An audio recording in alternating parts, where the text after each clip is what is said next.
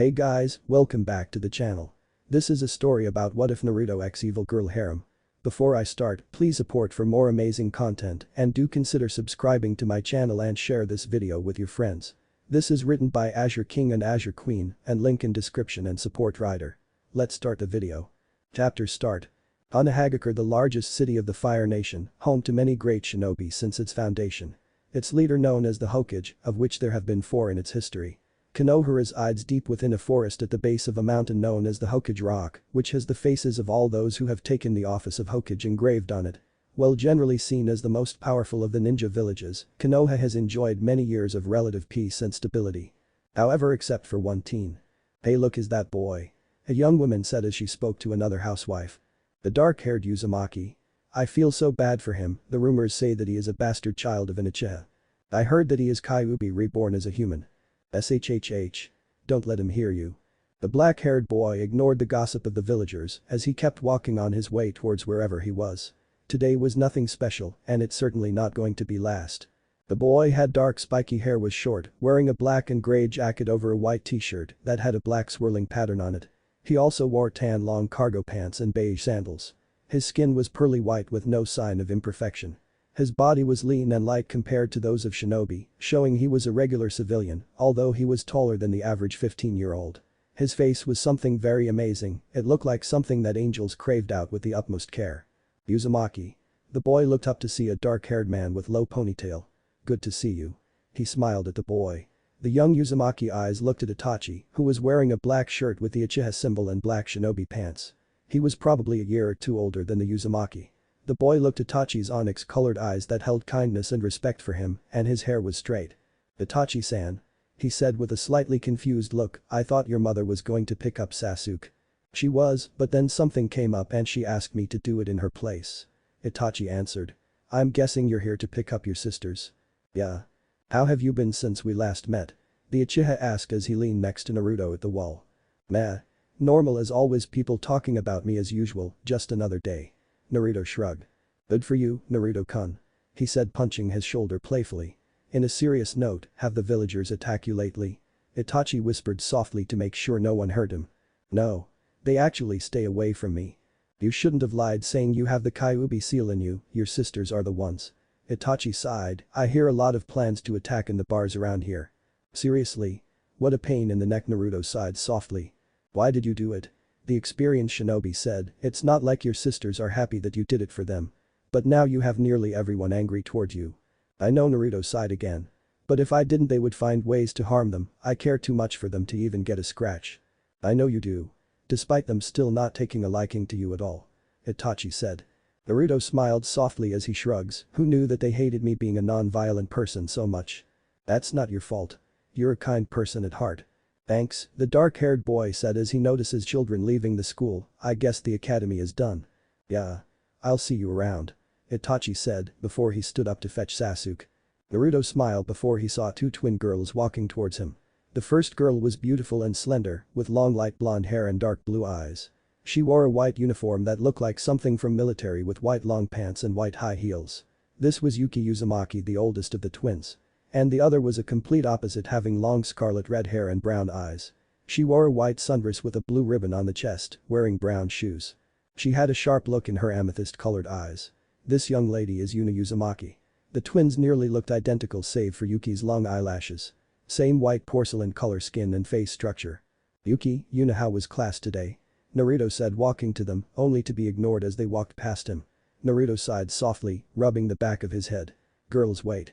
The blue-haired girl sighed as she looks at the other girl. "Yuna, why are we letting him pick us up again?" "Blame mom and dad." The red-haired girl sighed. "I mean, it's not like he's our babysitter or anything." "Girls."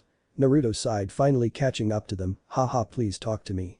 The girls scoffed as they continued to walk away from Naruto and towards their house. Naruto smiled softly, at least they were close. "They really have a lot of energy today," he said to himself. "Kinda regret not being a shinobi," he wheezed out. After a few minutes of running, they eventually reached their home. As the girls entered the household. "We're back." "Welcome home," a kind older woman's voice said. The woman in question also had long red hair and her name was Kushina Uzumaki. She wore a green dress over a white button shirt and wore sand-colored sandals. She had same skin color as her daughters, along with same eye color as Yuna. "Mom." The twin said before plopping on the couch. When's dinner? Before she can answer Naruto the house with a neutral look, mother, he bowed respectfully, good afternoon. Hello. Naruto. Kushina's smile was a bit strained but nonetheless greeted him. Dinner will be ready soon. And thanks for taking them home. They are my sisters, of course I would. We don't care, the girl sighed listening to him drone on. I'll be at my room. Naruto said as he walked away as he felt out of place in the home. Once he got to his room, he closed the door and plopped onto his bed.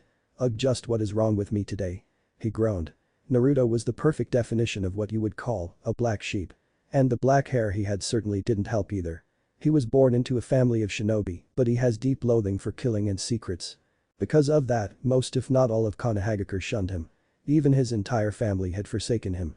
His father barely comes home, but at least they are in somewhat friendly terms. His mother is always afraid of him given her lack of interest and physical contact, and his sisters just straight up dislike him. He was alone. Well, except for a few others like Itachi, who was a friend with Naruto since he can remember, and also the old man Tsurutobi. I miss him. Naruto remembered that when his sisters were born nearly a decade ago, some masked man attacked his mother and father. The Kyuubi was unleashed, and one man sacrificed himself to save his parents from death. The third Hokage, here's in Tsurutobi. I guess I really am alone in this world, he muttered, staring blankly at the ceiling. Closing his eyes, Naruto let sleep take him so he can continue this days of being hated. Line break. Naruto stirred in his sleep until his eyes shot open. Something's wrong. He whispered before leaving his room and felt the air enter the house. Looking at an open window, Naruto eyes widen. It's the summer, but Yuki has a cooler in her room. The girls. He cried, rushing to his sister's shared room to see that they weren't in there. Shoot, where are they? He panicked before closing his eyes as they became cold. Think that's right, those cloud ninjas came. They were after Mother's Uzumaki's bloodline, and they were trying to get the Haikas as well, he calculated before sighing. I have to get them before they move to the Valley of the End. Naruto declared, rushing throughout the window to leave the village's west gate. I just pray I make in time. The black-haired teen just ran with the speed to match Ajumnin surprisingly as he just ran past the gate and headed to the forest. Come on, where are you? Naruto gritted. Got that, Iris? Naruto suddenly rolled into a bush as he heard a new voice near his location. Keep quiet. He moved to see three males with Kumo headband. Yeah, this brat was nearly the reason I got caught, she kept on crying. The man said, holding an unconscious blue-haired girl. That's the Haika heiress I've been hearing about, Naruto thought, remembering seeing her in clan parties. Hinata, I think her name was. Who those brats? The man said. The two others chuckled. Uzumaki's, you know how the old Raikage wanted some Uzumaki, bitch. Now we got two for the price of one. He said as Naruto growled at the thought of them using his sisters in such a way. Keep calm, he thought before noticing the man sighing. Should we have some fun with them? Another asked. Can't. You know that if the Raikage hears about that we're dead, he isn't like his old man. He has some good intentions. Ugh, fine, you buzzkill. He groaned. Alright, where's the route? The second man replied. I rather leave before any of the Haikas or Kami forbid the Hokage finds out about this. We're heading towards the end of the forest. Got you, Naruto thought as he slipped away. Fighting them would be foolish, but fighting them where he can make an advantage is better. Almost like a smoke, he vanished without a trace. Line break. God, I hate nature. The Kumo shinobi growled. There, look, another freaking tree. Get used to it. Another growled. Wanna play I Spy? Then let's play. I spy with my little eyes a freaking tree. Fuck you, dude. The first guy screamed. Enough. You know it's sad to know the three idiots pulled off a kidnapping, a voice echoed the forest loudly. Who's there? The first ninja demanded. Show yourself. The second ordered. Life works in mysterious ways. Your choices clearly led you here, as have mine, but I do not hate you for it, so I will give you a new choice. Leave here and the girl so you can live, or stay and face your consequences. What the hell are you spouting now? The voice sighed heavily before he spoke once more. I guess you are staying. Well then, in that case. Slash. One of the ninja's throat suddenly got slit before falling to the ground.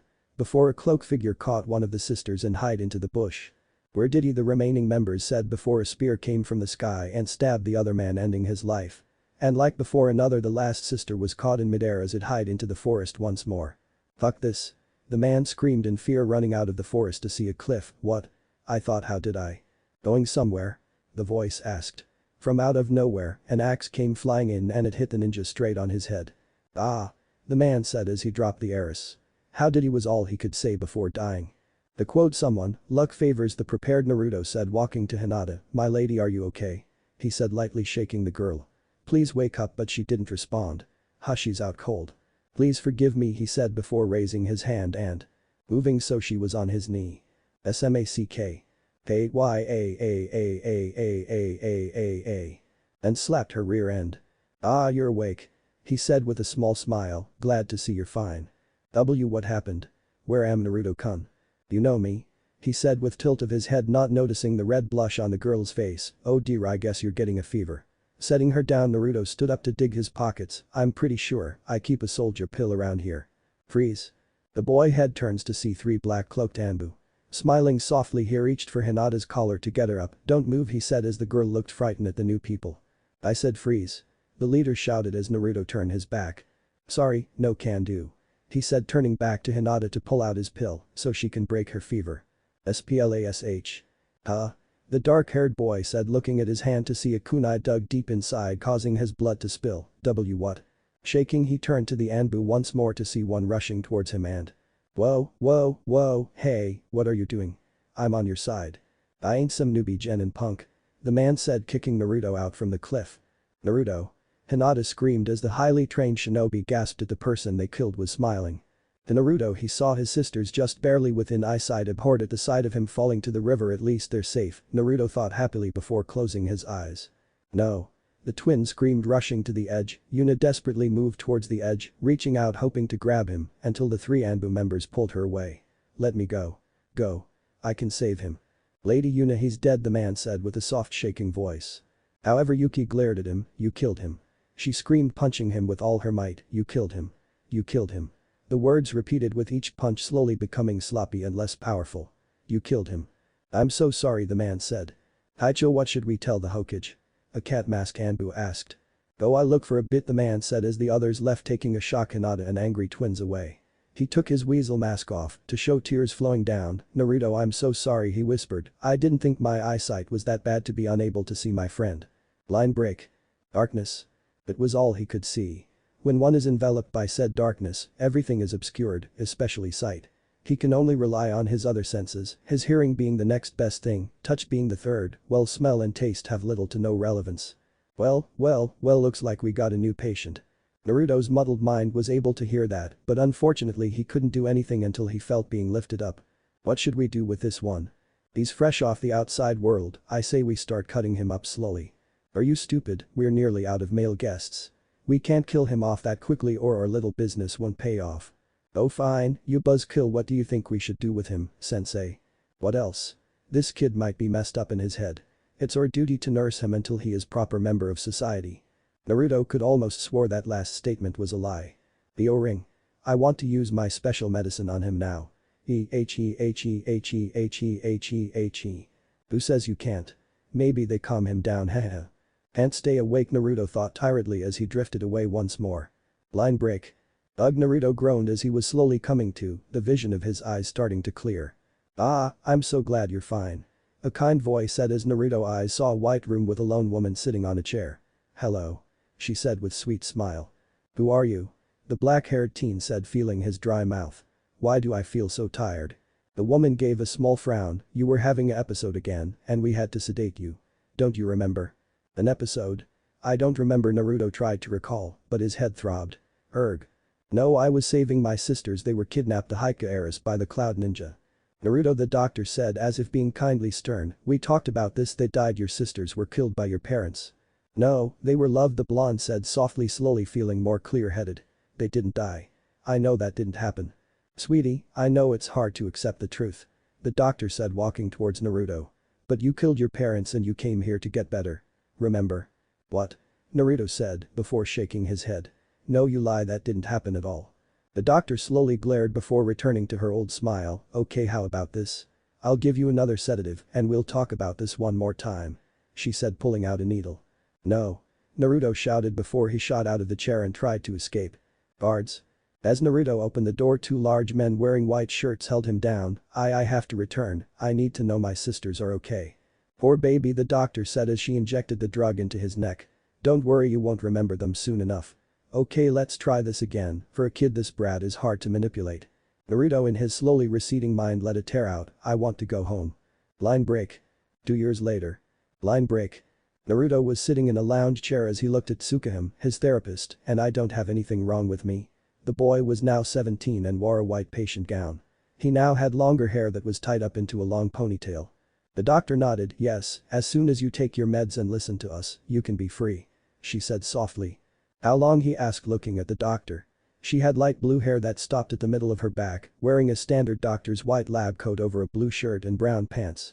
Well, that depends, you haven't taken your meds and your episodes aren't helping. The doctor said behind her clipboard with a dark smirk. Or ever. But you said there's nothing wrong with me. Why yes, but you're still easily quick to anger. We can't have you leave like that, the doctor lied as she undoes some buttons on her shirt to show some cleavage. Besides, don't you like talking to me?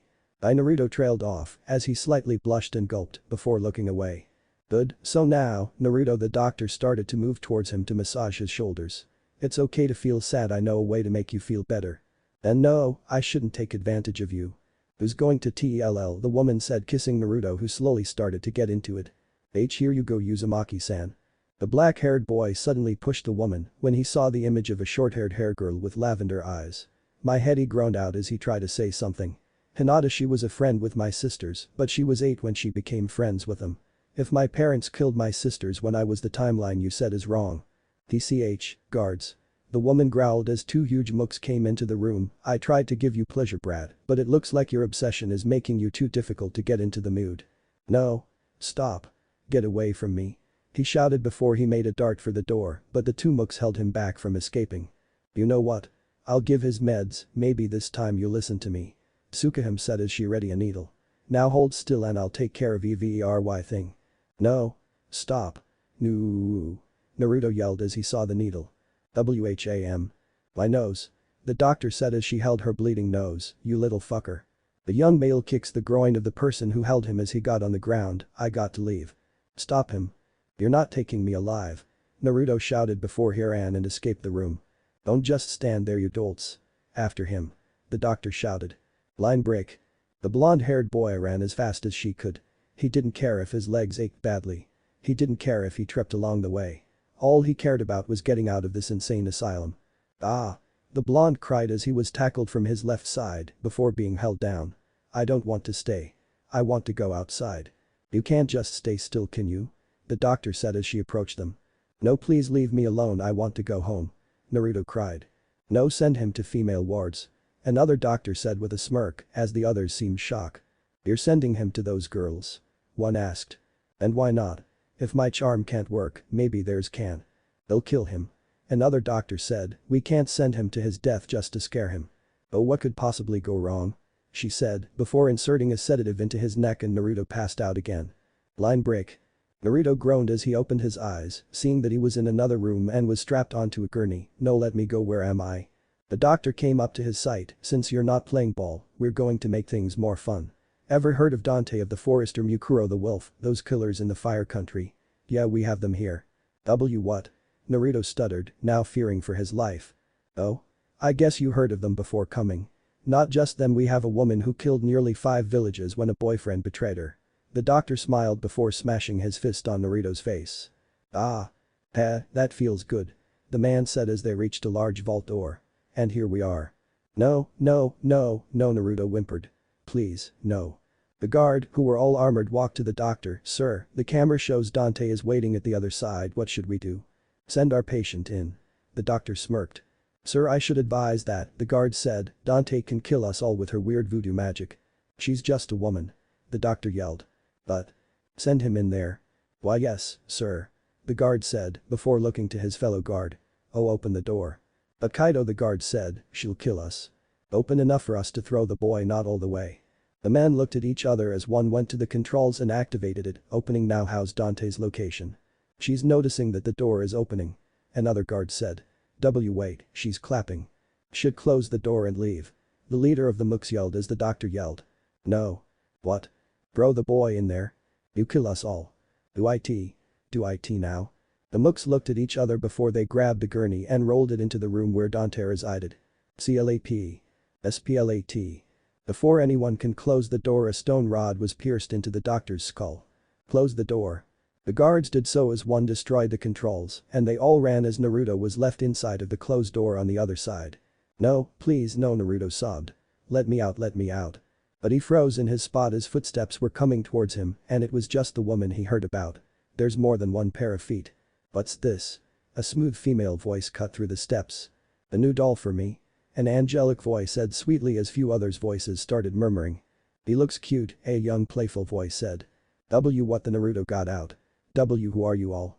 Before he said anything, one woman was in his view. She wore a white lab coat over a black shirt and dark skirt. She was a young woman in her 20s with brown hair in somewhat bob haircut whose fringe was cut neatly in a straight line in even sections and her hair fell just to her shoulders. She had light, pale purple-colored eyes, and her skin tone was slightly pale version of pearl. Naruto blushed at her large perky C-cups breasts, lending down to an hourglass figure. The beauty of a woman smiled, "You have our eyes, you weren't loved, you were betrayed." Naruto got out. Dante lifted her hands and ceremoniously clapped them as blue lightning danced around her hands, then touched the gurney as Naruto felt the straps melting off his hand, but it didn't hurt him as he was able to sit up. "Why are you?" "Come now, don't be afraid," Dante assured.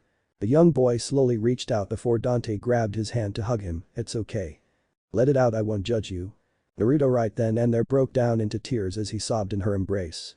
Dante smiled sweetly as did the other women in the room as they made Naruto what his previous life couldn't give him, love. Line break. 3 months later. Line break. Naruto woke up in his cell as he stretched out. What a good sleep. Naruto looked down to see Dante who was still sleeping. Smiling softly at her cute look, he brushed off a loose piece of hair from her face.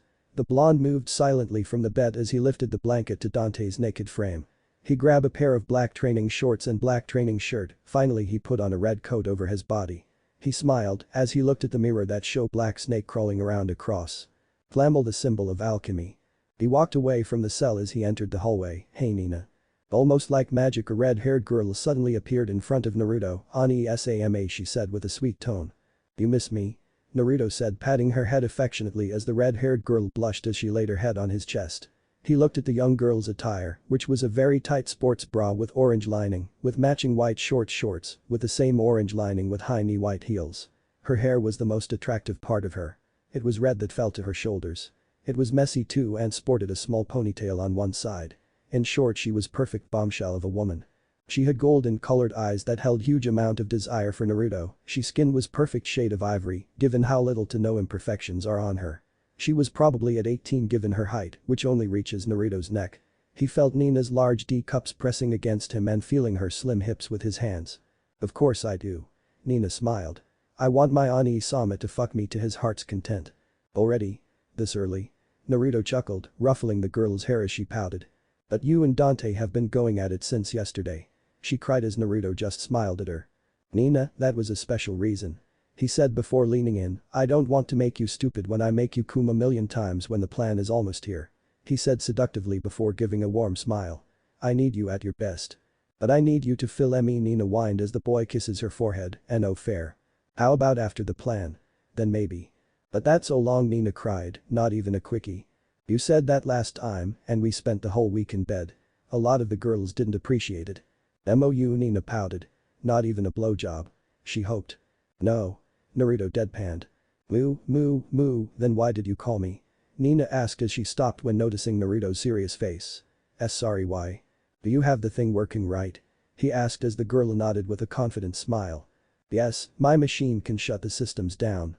"What about the girls?" Naruto asked as the red-haired girl shook her head. "Just finished tweaking it, they won't be affected." Nina said as she gave a sultry smile. "Aren't you proud of your little sister for doing it, so right?" Yeah. Naruto said, "Okay, since you've done such a good job, maybe I'll give you a fingering." Oh, Nina moaned in appreciation, but. Naruto. The boy was glump before his hand can reach Nina's skirt. "Shenhua." Naruto said as the young woman who caresses him into her bosom hugged him. The dark-haired teen looked up to see a very attractive woman in her 30s. She wears a rose Chinese cheongsam that showed her legs, along with a white jacket. She had long black hair going down past her buttocks, with a stripe holding throwing knives on both legs. She also had part of her hair on the right side of her face. On top of all of this, she also wore 2 long, red tassel-like earrings on both ears. And had red painted fingernails and lipstick that matched well with her dark teal-eye color. Naruto blushed slightly when noticing that the dress slits were longer than normal, easily showing her round and delicious ass, complemented with the black G-string she had on. It also helped with her large DD breasts as well, making her body many would want to sleep with. "Come on, when it my turn?" Shenhua asked huskily. "I know you want to suck on these." Shenhua, it's my turn." Nina pouted. "Oh, is cherry girl?" Shenhua said with a smirk as Nina growled at the woman. Boy, Shenhua, be nice. Naruto chided. So why? The woman said with a heavy accent as Nina rolled her eyes at the woman's way of dodging the order. Never mind her, Ani-san. Nina said, moving to Naruto's left side, touching his hand to lead downward. Come on, make me scream. Can do, kitty. The twins want to speak to him quickly now. The woman said, taking Naruto away and quickly running away. Nina whined before throwing a temper tantrum. Line break. Naruto's eyes rolled around comically as he glared at Shenhua. Love, I know that you like twirling, but did you have to do it when holding me? Why not? Shenhua asked oh so innocently. You know why? Naruto glared again. Oh, don't be such piss ass. Naruto. The two heads look up to see two beautiful women, one wearing a gothic Lolita outfit that barely covered the lower front, which showed sexy black panties with golden long hair, and another with long shaggy pink hair, wearing black tight leather pants, and wore a black leather bra. Also she wore pink short that were more like underwear, they were over her black panties. Margaret Moonlight and Alice Twilight. Naruto said lovingly as he gained a pink blush on his face. Hey there, love. Margaret cooed. Want me to sing you a loving melody? Or do you want us to really hit the high notes? Alice giggled. Because I can build something that can make us scream while you take us. Naruto blushed harder as he licked his lips but reined in his lust, later perhaps, but what do you need? The girls nodded to each other. We find the ruins, but are you sure that you want us to leave here? Alice started taking a seat on a broken desk. Of course I do. Naruto nodded. You girls have been sticking with me for 3 months, ever since I met you all. The least I could do is this. My lovely hero, Margaret started, you already saved us, and we gave you our love in more ways than one. Alice nodded, blushing. Yes, but if the plan goes through we won't come back, there's no return. We're fine, we have no one anymore, but if we lose you, she stopped, unable to finish her word as Margaret and Shenhua looked down in fear. Girls, Naruto muttered. Sorry, we won't go against you. Alice said after wiping her eyes, just are you sure? Naruto nodded. I want a home for us, as long as we stay here we won't have true freedom. You won't be able to build things, Alice and Margaret, you can't sing properly if you continue to take those drugs the doctors give you. I won't let them take your gifts away, I want you all to be free. Naruto, the girls muttered. And once we get out of here, we'll find an uninhabited island to call home, and I want all of you to bear my kids. The girls blushed red at the announcement as Alice and Margaret squeezed their bodies to Naruto's. How about we start now? Alice sweetly said as she nibbled Naruto's ear. Naruto groaned softly, not now, I need to check the other girls to make sure that today is day to leave. Margaret pouted. Oh well, I need to double check the machines anyway, Alice said with a sigh, before leaning in. I'm working on something that I will use when you take me at last. I can't wait, Naruto said kindly, kissing her lips. The boy stopped suddenly before getting a blank face. Shit, I gotta leave. Naruto cried, leaving the room with a rush. Yeah. Why he leaves like that? Shenhua said as Alice shrugs. Maybe the girls are calling him. Line break. Naruto kicked open the door to see a room with girl in a glass box. She was a young girl with long brown hair that fell to her waist and has red eyes, and wearing a red dress that covered her entire body. Alma, are you okay? He asked before wincing. It's getting hot. Quickly he went to the glass tomb to see some buttons and pressed them. Better. Yes, thank you. My pleasure, don't worry, we found the medicine to wake you up and we're leaving today if everyone is ready. Naruto said, touching the glass. I'm so happy I can touch you with my real hands, not in a dream anymore. Naruto smiled sweetly as he leaned in. Alma, we'll be together soon. Oh my god, are you still talking to that Veggie? Naruto growled as he turned to see a blonde-haired girl wearing a brown blazer over a white button shirt and wore a black skirt. Junko, shut the hell up. Let me talk to your sister. The girl smiled as she pushes Naruto to the glass box. Come on, and do me in front of the brat. She said, hiking up her skirt and started to unbutton Naruto's pants. Junko, stop doing that. Oh, like you're any better. Sorry, Mukuro, Naruto said before. Bonk. Naruto-kun, are you in here? Konoha-chan. Soon a young woman entered the room. She has dark violet eyes, and the similar color continues into her dark silky straight hair that floats down almost all the way past her hips. More than just a beautiful face, her body is very pale, slender and matured for her age. One of her most significant physical features is her extremely busty chest. She wore a high school outfit with some tears and dirt on it due to being used for such long periods of time. Her skirt was green and plaid as it also had tears on it. Oh, Junko-san. No, the girl said, pulling the hair to remove it with ease, showing it was a wig. Her hair was now short and black. It's me, Mukuro. Mukuro's eyes are less round, more slanted than most of the girls Naruto met and are also naturally blue. Her bust is also much smaller as she took off some pads, has short, layered, bobbed black hair and freckles across the bridge of her nose. She has an odd wolf tattoo on her right hand. The young woman smiled before giving a more lovingly look to Naruto. "My love," she said, quickly walking to Naruto to lay her softly on his chest. "Kodo-chan," Naruto said as he rubbed her back. "You feeling alright?" "Hi." Yukuro looked at her blonde charge. "I as well, sir." "Good to hear, my little wolf." Naruto smiled. "So you ready for today?" "I don't know." Mukuro looked at her wig. "I don't think I can't. We can't survive out there." "Mu-chan, Junko isn't here," Naruto said, lifting her chin to meet his eyes. "And you can survive it?" "Are you sure?" "I'm positive. We're all getting out of here." Can I still keep the wig?" Mukuro softly said as Naruto gave an uneasy look before nodding. "Yeah." "Naruto-kun," Konoha murmured. "Yeah?" "Just for reassurance, can you do me?" Naruto's eyes became soft as he held her in his arms. "You don't have to have sex with me to make me stay, I will never betray you. But I want to because I love you." Naruto nodded before kissing her. "I'm sorry, after the plan I'll try to please you then. Can you wait my time?" Konoha nodded. The lone male smiled as he looked the girls. "When we leave, make sure to get Alma first before anything else." "Orders recognize." Mukuro nodded before moaning at the gentle hand caressing her cheek. "That's my sweet little wolf," he said tenderly as Konoha looked over Alma. "We'll stay here to monitor her," the young woman said as she took a seat to watch over the glass box. Naruto smiled as he left the room to go to his room. "Now to check on the maids," he said, walking the hallway to look outside of the glass windows. "I will give them happiness." The black-haired boy looked down. Over the months that passed, Naruto learned that the girls were broken, severely broken. Nearly all were shattered in their minds. Like Mukuro, she believes that she is her deceased sister Junko and can't face reality that she is dead. Thankfully, over the time he has been stuck in the female wards, he has helped them. Some still have their problems to a minor extent, but at least they return to somewhat normality. "But it's not enough," he said, looking at the outside. "He will make them better or die trying." Line break. Naruto sat down in the rec room with a heavy sigh. I need something to calm my nerves." "Ask and you shall receive." A soft and regal voice said as a teacup was placed in front of Naruto. Daniela." He looked up to see the blue dress wearing woman. As usual, she had empty look in her face that held her pale rose-colored eyes. "Anything else, master?" she said stoically.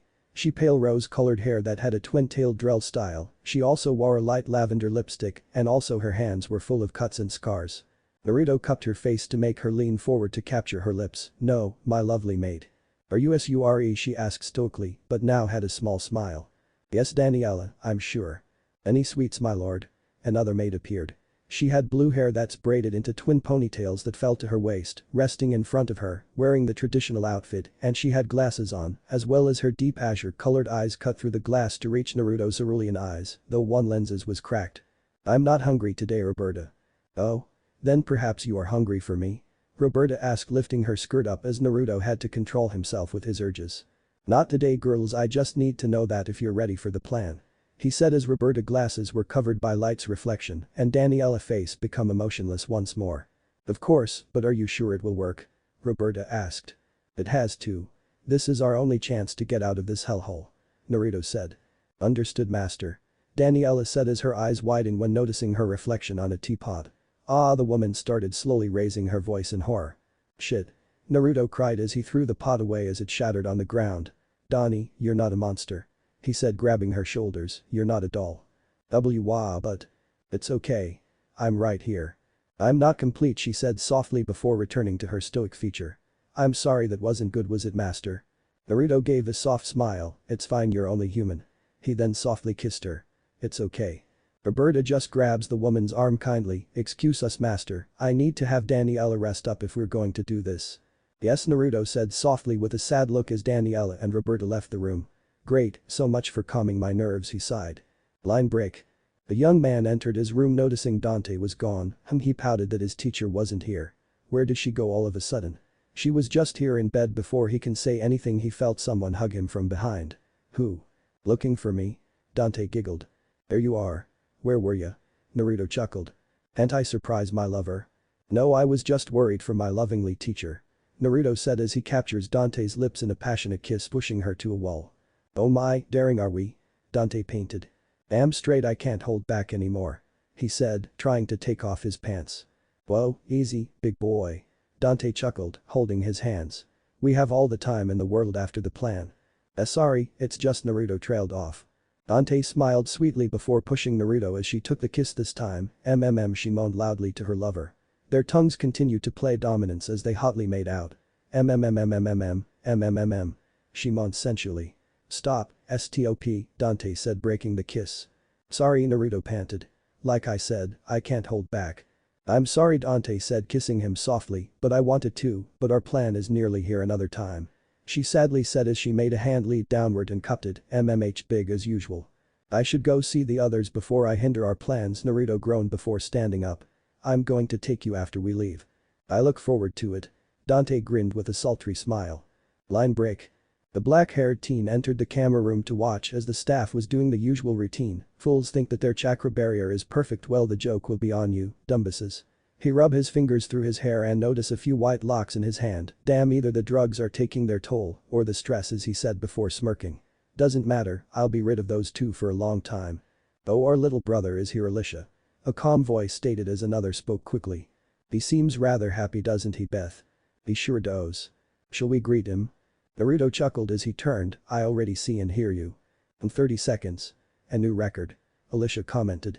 She was a young woman with blonde hair that fell to her waist, and the bangs of her hair covered half of her forehead and were evenly segmented. Getting better. Beth said with a soft gaze towards her little brother, we're ready to leave when you give the call. Naruto took a look at Beth and was never going to get used to the fact that she and Alicia were so perfectly similar. Voice, looks, and mannerisms are nearly down to the point that if he didn't know them from their intimate nights, he wouldn't be able to tell which is which. We're ready to do anything for little brother. Alicia said softly, gazing lustfully at Naruto. Oh, why don't I join in on the fun? Another voice cooed. Approaching them was a fairly tall and beautiful woman. She is slender yet voluptuous in build and has a pale complexion. She has narrow mauve eyes and long black wavy hair, reaching her lower back with short bangs, parting at the center of her face, while curving to the right and partially hiding her left eye. She wears a form-fitting black dress with a low backside and no straps, black high-heel boots, and elegant black gloves with red lines running up the length to end with circles. Lust, not now. Beth sighed softly. We don't want you to molest our brother again. And why not? She pouted as she approached them. Because it's our turn. Alicia said, showing nothing in her voice, but hate was in her tone. Indeed, you always touch him in the showers or during meals. Beth said, copying her sister's face with little to no facial movement. I do not. Lust pouted. Actually, Naruto cleared his throat. You kinda do. When do I do this? Last night and pretty much months before that. Naruto said with a blush. So no more. You're on timeout. Alicia stomped her foot. I don't think so, Lust said as she lifted her hand. I still got the advantage of range. DCH. Alicia and Beth clicked their tongues. Okay girls. As much as you want to get at each other's throats, now is not the time. Naruto said. I have to check on the other girls, so I'll see you later. He said, before leaving them. Look what you did. The three women yelled at each other. Line break. Naruto walked until he reached the library wing. Alright, got to check the map one more time. He announced, looking for the book he need, but it wasn't at its usual spot. Did someone take it? Looking for this? A new female voice asked. Naruto turned around to see a long purple-haired girl wearing a black dress, almost looking like a nun's dress, but without the headdress. Her red eyes that had small tint green to it looked at him almost in a dazed fashion. Fujino? What are you doing with that? Naruto asked warily. I planned a better course to Yuzu. Fujino said dazedly, we don't have to spend too much time outside. Amazing, the black-haired boy started but stopped when noticing red marks on the edges of the paper. What's this? He said, feeling the stickiness, blood. Fujino looked at her hands and noticed she was bleeding. Oh, I guess I cut myself when measuring the distance with that metal instrument. Fujino. Naruto frowned. What? It's not like I'm trying to commit suicide. Fujino said. But you know to bandage it. He said, walking to her. My god, it's pints worth. He then ripped his sleeve to bandage her hands. You really need to stop doing that. He's right, you know, a voice said. Naruto and Fujino turned to see a 25 years old, with blonde hair and brown skin that's inherited from foreign blood. Her deep cobalt-colored eyes look lustfully and in adoration to Naruto. Her hair is all messy, maybe due to the way it was maintained, as if it was a cheap wig for a play. If it were seen from the back, it would be like a lion full of mane. The pitch-black clothing has frills all over the edges. It's completely of a gothic style. However, the fabric of the dress is tattered all over the place, and the lace is slightly yellowish. Hey Sherry, Naruto greeted. I'm Yuz. She said longingly, handsome as ever. Making good art, I hope? Naruto asked sweetly. Yes, but let me see Fujino. The dark-haired woman takes the hand of the younger female. What did you use? A knife. Paper. Fujino answered. Well, that's not good. Sherry frowned. I can't feel, Fujino said as Sherry took out some gauze and wrapped around the fingers slowly. You need to take care of yourself more. Sherry said. Right, she said as looking at her bandaged hand. Now can I have the map back please? Naruto doing a give it here hand gesture. Fujino pouted before giving the said map to him. Thank you, now I gotta check on the others girls. He said before turning around to leave. Sherry, make sure she tries not to cut herself again. Yes, my muse, Sherry said. Line break. Naruto walked down the hallway as he studied the map. He needed to consult the other girls about said map just one more time to be sure. After all, he couldn't be too careful. He continued walking until he arrived at a large study room. Hey Go-Kachan. Ran Mao. Saraz. Where are you? Naruto called out. My sweet boy, a woman with black long hair said tenderly, holding Naruto softly. She had long black hair, pale white skin and black eyes. She is perpetually dressed in a blue kimono with a pink top. The dark-haired boy sighed fondly as the woman kissed his forehead. Mother Hagoromo Gitsune, the woman Naruto saw his mother and lover. How have you been, my son? Hagoromo asked sweetly. I'm fine. Where are Saraz and Ranmao? He asked. They're in the training room. Why do you ask? Naruto nodded as he felt Hagoromo letting him go. Something wrong? Noticing his loving mother's gaze as she licked her lips. Oh, nothing, Hagoromo smiled sweetly. Just saying that it's nothing means there's something. Naruto's sweat dropped. Yufufufu, nothing gets by you, does it? She giggled. Not when it comes to my mother, Naruto said sweetly as blushed at his words. What are you thinking, Akachan? Well, with that map you're holding, I'm guessing you're ready for the plan. She said. Yes, nearly all the girls are ready. Are you ready, mother? The male said as the woman suddenly kissed him on the lips. You know me better than the rest, next to Dante that is. She smiled. I can't help if my mother is a cradle robber, he whispered huskily to his woman. Ooh, you want to finally screw your mommy now? She cooed. So much, he purred softly. Then let's do it, big boy. I want to so bad, but not now, he said before reluctantly stepping back. Please understand. He said softly with a slightly scared look. The woman only smiled kindly before hugging him once more. Of course, dear. I'll wait. Thank you. And when we do, I'd like to do it with Konoha-chan too. Ah. Naruto fought the urge to nosebleed. Why? Why not? It sounds fun. And don't get me started when I did it with Nina one time. She smiled seductively. Goosh. That was the sound of victory when Naruto's nose finally bled out in perversion. Oh oi. Kachan. He sputtered out. The mother must always keep her child loved even it means sharing him in bed. The gorgeous woman whispered. Now go to your pets, they're waiting for you. She said, softly pushing Naruto to room he needs to go. And don't forget that if you want some milk I can still produce as much as you want. Oh oi, Kachan, Naruto blushed before quickly leaving. Line break. Naruto smiled perversely as he smelled female pheromones enter his nose. While it was musky, he felt excited at the thought of who were waiting for him. Ran maoseras where areyo, he chuckled perversely. Over here, master. A sweet kind voice said as Naruto went to a corner to smile at the sight of a blonde beauty. Saraz, an attractive young woman with blonde hair cut into a flare cut and blue eyes. She has a fairly broad-shouldered torso, yet maintained a very voluptuous and buxom figure, which was further accentuated by the fact that she is considerably shorter than virtually all of her allies. She wore a yellow uniform with a matching miniskirt, long white stockings, ankle-fold brown boots, and brown gloves. Hey there, Saraz. Naruto smirked before walking up to kiss her sweetly. How's my girl doing? Gee, good, how's my little brother? She said, blushing brightly as she squeaked when Naruto licked off a bead of sweat off the top of her cleavage. MMH. Just great, Ni-san. Where's Ranmao? Right here. Ah. Naruto freaked out, seeing a black-haired girl with blue eyes staring at him. Stop being a ninja. She has large golden eyes and jet black hair with thick, square bangs. Her hair is arranged in long braids and cat ear-like buns, accompanied by a pink rose and a golden tassel on the left bun. She wears a short black and lavender cheongsam that is decorated with dark pink petals and a blue jacket over it. Additionally, she dresses in thigh-high tights, black ballet shoes, and gold anklets with bells. That she said when she straddled him. Oh oi, Ranmao. Silence, Ranmao said. To me. Where has my obedient cat gone? Naruto stroking her back as the girl sighed softly at the contact. The young woman growled out in peace. There's my kitty cat, he chuckled. So, you two ready for the plan? Yes, Alice is done with my weaponry, so ready here. Saraz said with a serious nod. Fine, Ranmao said as Naruto continued the patting. What about Harleen and Talia?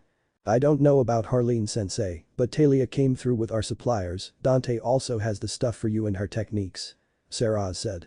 Cleaning supplies, the quiet girl murmured. But Naruto smiled, as he knew the girls didn't appreciate the power he learned from Dante.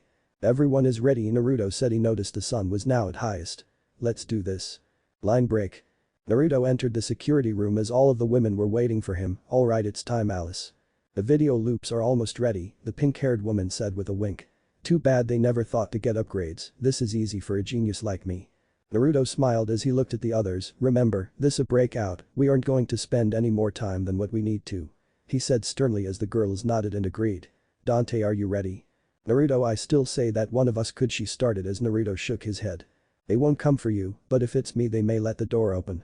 He said as the scientist looked conflicted. It's for our future. Naruto. Look, Dante, you were the first person to ever make me feel loved. I want to repay that to you. The woman looked shocked before nodding. Alright, just don't hate me for this, she said, clapping her hands as electricity generated around her. Okay, you get 5 minutes before you flatline, Dante said as she places her hands to Naruto as lightning coursed through him. Ah! He cried out, trying his best not to scream as he fell to his knees. Can't be breathe. Sorry, but it's the only way. Dante said, although was close to crying. Alice trembled slightly before tapping the keyboard. The loop is almost ready, when I say go, Margaret, rush him to the vault. I don't know about this. The gothic girl said as she looks at Naruto, who was slowly breathing in pain. Don't worry, just follow the plan, Dante said as the countdown began. 3, 2, 1, go. The girl grabbed him before vanishing, as Alice held onto a cross. God, don't take him from me. 5, 4, 3, 2, she counted as Margaret reappeared with a tired gasp. Ah, can't do that again for a while, she said before looking at Alice as she nodded. Filling the loop. She said as the camera showing the vault had Naruto twitching on the floor while foaming from the mouth. Damn it, open up. Soon everyone's eyes widened in horror save for Dante as Naruto stopped moving and lay on the floor with dead eyes staring into nothing. 5 minutes, Dante said as she counted down, please work. It's not working, we need to go now.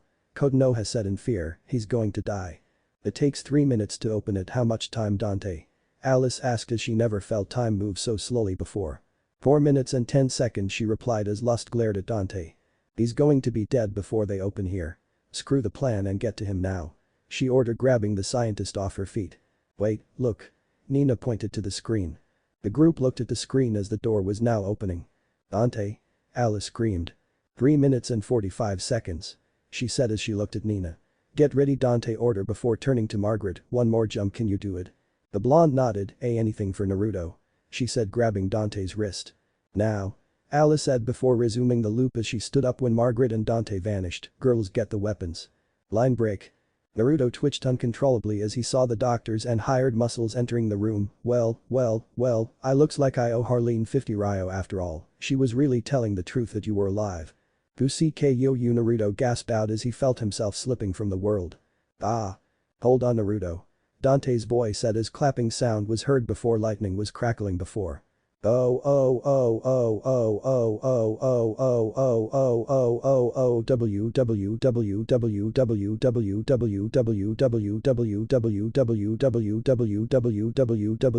Naruto comically twitched as he coughed out a black cloud. Note to self, won't do that again. Idiot. Dante shouted, hugging him tightly. Never again. The teen smiled before looking at the vault. Where's the rest? Margaret spoke before slightly coughing, their cough getting their weapons. Nina is coming to take down the power and barriers now. Naruto said, standing up with some slight difficulty. The boy, however, continues to move until he reaches to Margaret to hold on to her shoulders. Why, you okay? Just a bit out of shape. The gothic girl said before giving a wry smile. Just glad you're fine, she started while leaning, pursing her lips as Naruto leaned in, two almost reaching each other. ONIISAMA, Nina cried, tackling Naruto, who couldn't react in time, thus leading him to fall on the ground with Nina on top of him. Your little Amato is glad that you are so fine. Nina, please later. Naruto said sternly as the girl nodded, standing up as the room lights turned red and the windows started to have metal blinds as the red-haired girl smirked. Took them long enough. She said as Naruto noticed she was wearing a new outfit. It was pink jumpsuit that split into 3 vertical lines of color. The left and right sides, including her arms, were a dark pink color with the middle section that focused on her body. Her shoulders, hands, and collar were gray metal plates. On her back was a backpack that had 2 engines, shaped and curved like shells, and it has vents that are closed. Ready? Not yet, we have to wait for the barrier to get up, Naruto said as he saw the blinds to outside where a light blue barrier was forming. do it. Nina smiled as she did a series of hand signs. Okay, hidden ninjutsu. Chakra particle emission. Nina whispered as the backpack glowed red as it opened up holes where red shiny particles coming from it as the lights and machines started to shut down around them. Nina closed her eyes as she slowly ascended to the air with her arms spreading out. Amazing. Dante smiled darkly as the girl descended down. Your chakra and the machine Alice made is the perfect communications, radar, and electrical shutdown system. Nina smiled, giving a peace sign before smiling sultry at Naruto. All for my Ani-sama, remember after this in the nearest village you're taking me like a BAST. Naruto smiled as he nodded, don't forget you asked for it. Nina hummed perversely as she blushed brightly, before Dante coughed. As much as I would like Naruto taking you here, and believe me I do, but we have to leave. The scientist screamed as Naruto nodded, let's go. The group follows Dante as they went through the vault with ease. Okay, we need to get the stuff for Nina and the other certificates of sanity. Naruto said as they made a sharp left turn. Why? Nina asked in confusion. I'm fine not having money, as long we have something soft beneath us, naked hot nights, and your big D. It's for our home, if we need to make our dream true we need all the money. Naruto said, pointing to Dante's satchel around her waist and Nina's machine, those things are made with scrap and miscellaneous things. It's a goddamn miracle they're working. Dante can use those stuff due to her and mine abilities, but they're one-shots. We need more materials. Margaret looked back at her leader when reaching a corner of a hallway. I agree, well I like sleeping and being Naruto, we should think hug hold on. Margaret before taking out two sides that were golden bladed and had golden wing guard on the bottom with a black rectangular box sticking out in the middle of the shaft. Hup. The girl said roll as she laid the ground quickly using the winged end of the side and place her finger on a trigger as loud noise came out. Bang, bang. Reaper, that's what people call me, Margaret sung softly as she turned to the group. They're dead. Naruto, again, amazing idea to use those old powder substances as some kind of igniting agent for those, what did Mukuro call them? Bullets. Dante said as the dark-haired kid nodded. We'll discuss in length later, Naruto promised as he looked at Nina and Margaret, you two kill some of the staff, we got to make sure no one knows our faces. Nina winked as Margaret nodded with the two running off to the opposite hallway as Naruto looked at his lover. Shall we? The woman smiled, nodding as they ran to the head director's office. The boy smiled as he saw the door completely locked and barricaded. Dante. Naruto asked as the woman smiled as she clapped her hands and placed it in front of the door. With a smile she chuckled, looks like I'm going to need a bit more sulfur. Dante quickly pulled out some bottle of yellowish liquid as she claps again and suddenly the door exploded. HMPH. Nice, the boy said, kissing Dante's cheek sweetly as he entered the room. Okay, here they are. Naruto said, opening a desk's drawer to see some certificates. Alright, Nina, Trinity, Alicia and Beth, Konoha Kitsura, Shenhua, Fujino. Naruto mumbled as he wrote the name in before grabbing a folder to neatly put them in. Alright, with this, we can leave, let's meet up with the girls. Right. The scientist said, following Naruto as they saw Mukuro and Fujino standing in front of them. Whoa, where did you two come from? Basement. Mukuro and Fujino said blankly as Dante gave a deadpan look. We need to teach you two sarcasm. Mukuro looked at Naruto with soft eyes. Sir, the staff has nearly been killed off, Alma has been secured, and now we're waiting for further orders. Naruto walked to Mukuro, kissing her softly before breaking it off, leaving her in a deep daze. Good girl, listen, take these keys and let the male inmates run wild. WWHY, Fujino said, for one surprised in a comically fashion. I think it's because if there's a chance of Konoha Anbu coming here, we'll get more of a head start and less likely to get captured. Hagoromo said, entering the conversation as she flicked some blood off her hand. Exactly. Dante pointed out, it will also cause them longer to find them there for us. Alright, Fujino-san, follow me. Mukuro ordered as the purple-haired girl nodded. The young man rushed as he reached a door. Hold on, Dante, I need to get someone. Who? She asked, pointing to the entrance. Everyone is back there. Just wait. Naruto yelled as he kicked down the door. Where is she? Quickly he checks the room to see another door that says electroshock therapy. There. Bam. Arlene. Naruto shouted, bursting into the room. MMMH. Naruto's eyes turned into narrow slits as he saw a blonde girl strapped on a table with a dazed look just staring into nothingness. The hell happened to her? Dante asked, entering the room before Naruto gently held Harlene's shoulders. Harlene, can you hear me? It's me, Naruto. She started before falling asleep. No. She, Naruto gasped as he felt Harlene's body going limp. The scientist leaned in and placed two fingers on the side of Harlene's neck and smiled. She's fine, just knocked out, but I fear that she has some brain damage. Well, get her out of there. We got to leave before Nina's jutsu wears off, Naruto said as Dante took off the straps and she placed Harlene on his back. Come on, we're going to where the other girls are. Alright. Dante agreed as she followed her young lover as they passed through bodies as she stopped. Dante, what's wrong? We have to keep moving. Naruto urged. Oh, go on ahead, I have an idea. What? Naruto said confused, now not the time to do your alchemy, we have to. Just trust me on this one. Please. Be back ASAP. Naruto said before leaving to the location he was needed at. Dante only smiled darkly as she gained a dark glint in her eyes, now time to make a scientific study. Line break. Naruto-kun, where's Dante-san? Kotonoha asked. She said she was going to do something, where's Alma? Naruto asked as Alice walked forward holding a giant tube, is that? Alma still needs to adjust to the outside, I made this tube to fix it, a few days, and she can move on her 2 feet without fear of catching a cold that could kill her. The pink-haired inventor said with a smile. Nice work. Naruto grinned. Alright, let's all get out. Dante should be done with whatever she's doing now. Oh, you won't be going anywhere. A familiar voice said. Naruto looked towards the voice and growled, seeing the very same female doctor that tortured him for 2 years. I'll admit your attempt to fool the cameras and us were creative, but not clever enough. Tsukahime, Naruto growled. It appears I have no choice but to terminate all of you. Tsukahime said. You've been thorns on our side for the last time. Eat this, bitch. Nina shouted aiming her backpack's vents at her. The young doctor said before flipping a switch as Naruto fell to his knees, feeling his legs turning numb. I planted a seal on you to make sure you wouldn't escape. Ugh, Naruto cried in pain as he couldn't move. You bitch. Roberta yelled pulling a crossbow in front of the woman, release it and I might give you a swift kill. Now why would I do that? Tsukahime asked as she held another switch, pressing it and all the girls fell to their knees. You all won't be escaping either. When did Alicia and Beth said as they fell on top of each other. Damn it. Lust screamed as she fell on her rear unable to get back up. She cheated, Fujino gritted. Did you all really think you could outsmart me? Tsukahime laughed. I already knew what you were planning. I knew this would happen so I made precautions and wouldn't you know it, you actually tried to escape. Oh really? Dante said walking forward, I doubt that, why let us roar like that since we took over the female wards? What? Tsukahime turned around and was surprised that Dante was still walking. You how did? I found that little seal and burned it off. Dante said pulling the collar slightly down to show some skin that was red. Was little concerned when I saw some of the staff bodies and inmates having similar tattoos, so what are you going to do now? Tsukahime growled, but then smirked. Not to worry, I always have a contingency for everything. The staff is dead, the inmates are running loose and you have nothing on me. Dante concluded pointing a finger lazily at the woman.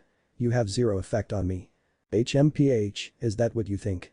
Tsukahime said before she pulled out a gun from out of nowhere. Bang. Dante smiled as she raised her hands, that was too close. She said, as the bullet was nothing but dust. Bang. Bang. Bang. Bang. Bang. Again the bullets were turned to dust. Dante just clapped her hands before touching the wall as a stone wall appeared before her, alchemy versus everything else. Chalk it up to alchemy, with a single clap, Dante forcefully placed her hands on the stone wall as hundreds of stone daggers pierced through the doctor. Thud. And the doctor fell dead. Auntie Naruto got out. Hold on, she said before clapping, I'm transmuting the inks to be absorbed as elements. A few minutes and everyone was able to move again, alright, time to go. Naruto said before Dante shook her head. Wait, I have an idea. She said before turning to a corner, mhhhhhh she grunted as she pulled out. I. Nina screamed girlishly when seeing a huge mass of flesh-like conjoined humans. Disgusting, Shenhua said in disdain. Barf. Sarah said comically holding her hands over her mouth.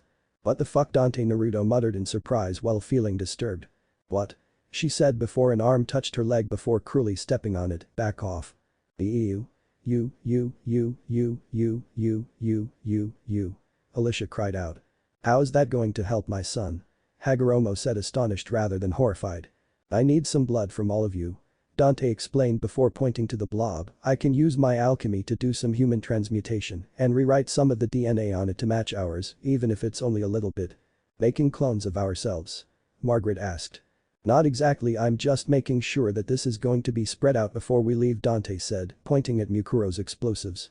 Well, if it's going to work, then might as well. Naruto shrugged.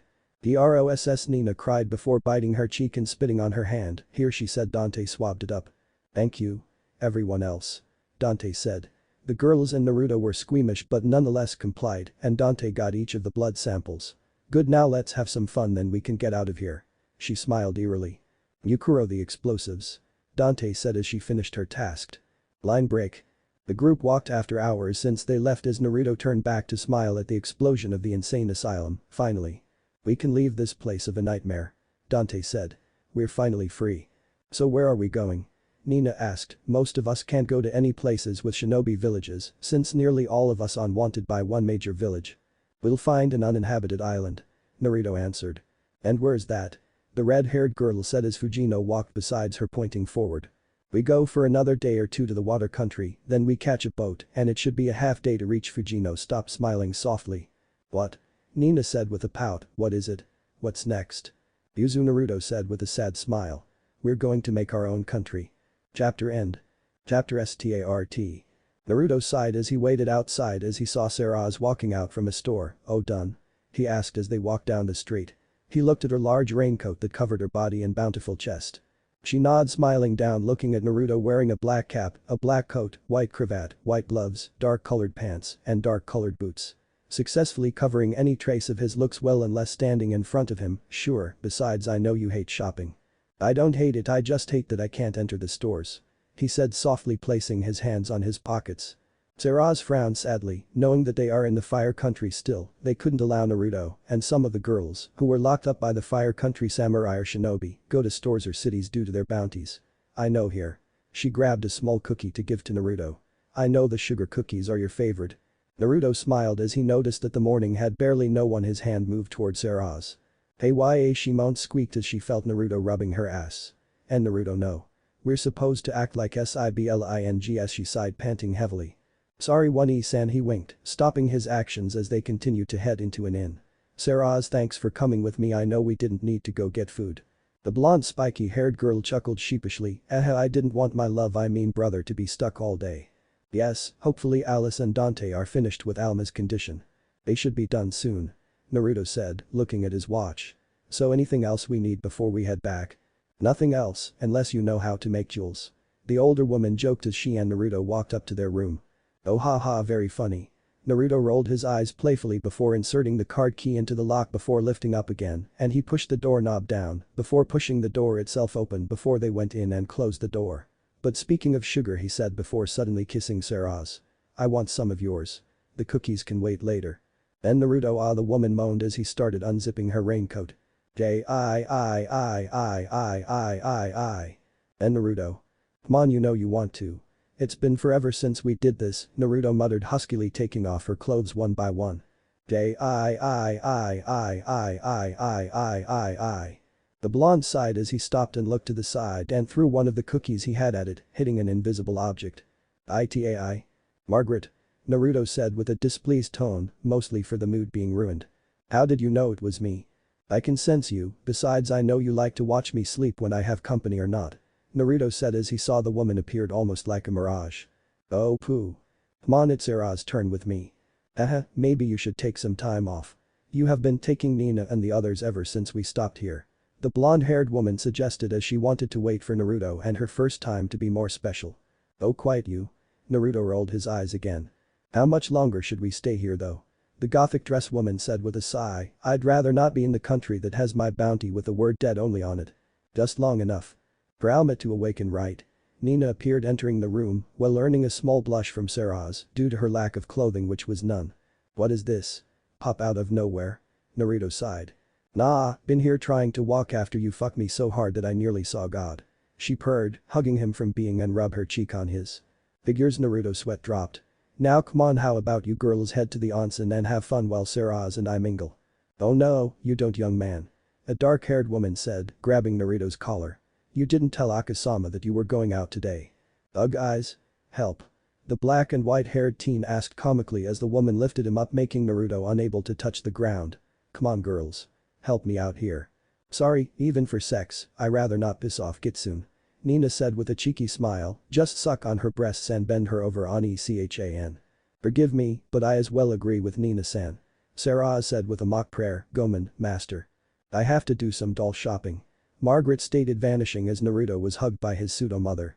I'm sorry he said apologetically as the woman hooked her index finger to make him look at her. Konoha. I'm going out. Minato winced as his daughter Yuna left rudely and slammed the door for the house to quake from her wrath. Nothing has been the same since his son's death, he heard the news from Itachi. The Hokage wasn't pleased with the news, but hearing the Uchiha heir nearly breaking down in tears for his mistake allowed Minato to think more rationally and only pull Itachi from the Anbu ops as the mistake was getting into his head. That was probably the only good thing from this, his family and close friends of Minato allow Itachi to take time off to gain his composure back. And he did refocus his efforts to train his brother Sasuke and also Minato's daughter as he was assigned to teaching them. Although from his reports it seems neither sister wanted to learn anything from the man who killed their brother. They went to individual teachers to hone their skills, so they at least weren't slacking off. But that led to another sad truth that he believed that they hated their older brother, but it was from the truth. They loved him, but when they heard him hating shinobi the girls tried to distance themselves from him. Thinking that they would take the pain faster by making Naruto hate them before joining the academy. But it was a mistake as they spent months crying over his death until they decided to find him, unlikely as that is, when they become genin.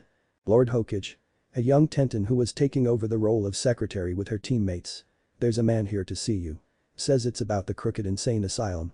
It wasn't surprising, Minato just recently learned that a building housed the most insane and dangerous criminals that weren't shinobi based. Normal for shinobis they would be categorized into the bingo books, especially Rouge or missing ninjas, but for civilians they had to either be executed or placed in confinement. The place was nearly destroyed, but many Anbu from all nations had checked in the area, with Minato's and the fire daemon permission, to learn many of the people had indeed died. Send him, and Minato asked as he saw a blonde man entering the room. He had blonde hair extending to his upper back, which he keeps in a ponytail with golden eyes, wearing glasses, having defined cheekbones, and a beard, which connected his hair with his sideburns. And you are? My name is Hohenheim von Light, or Hohenheim of Light if you prefer. The older gentleman said with a slight bow of his head.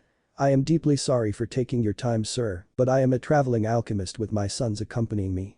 I have some news that might be terrible for you and me. And what kind of news might that be?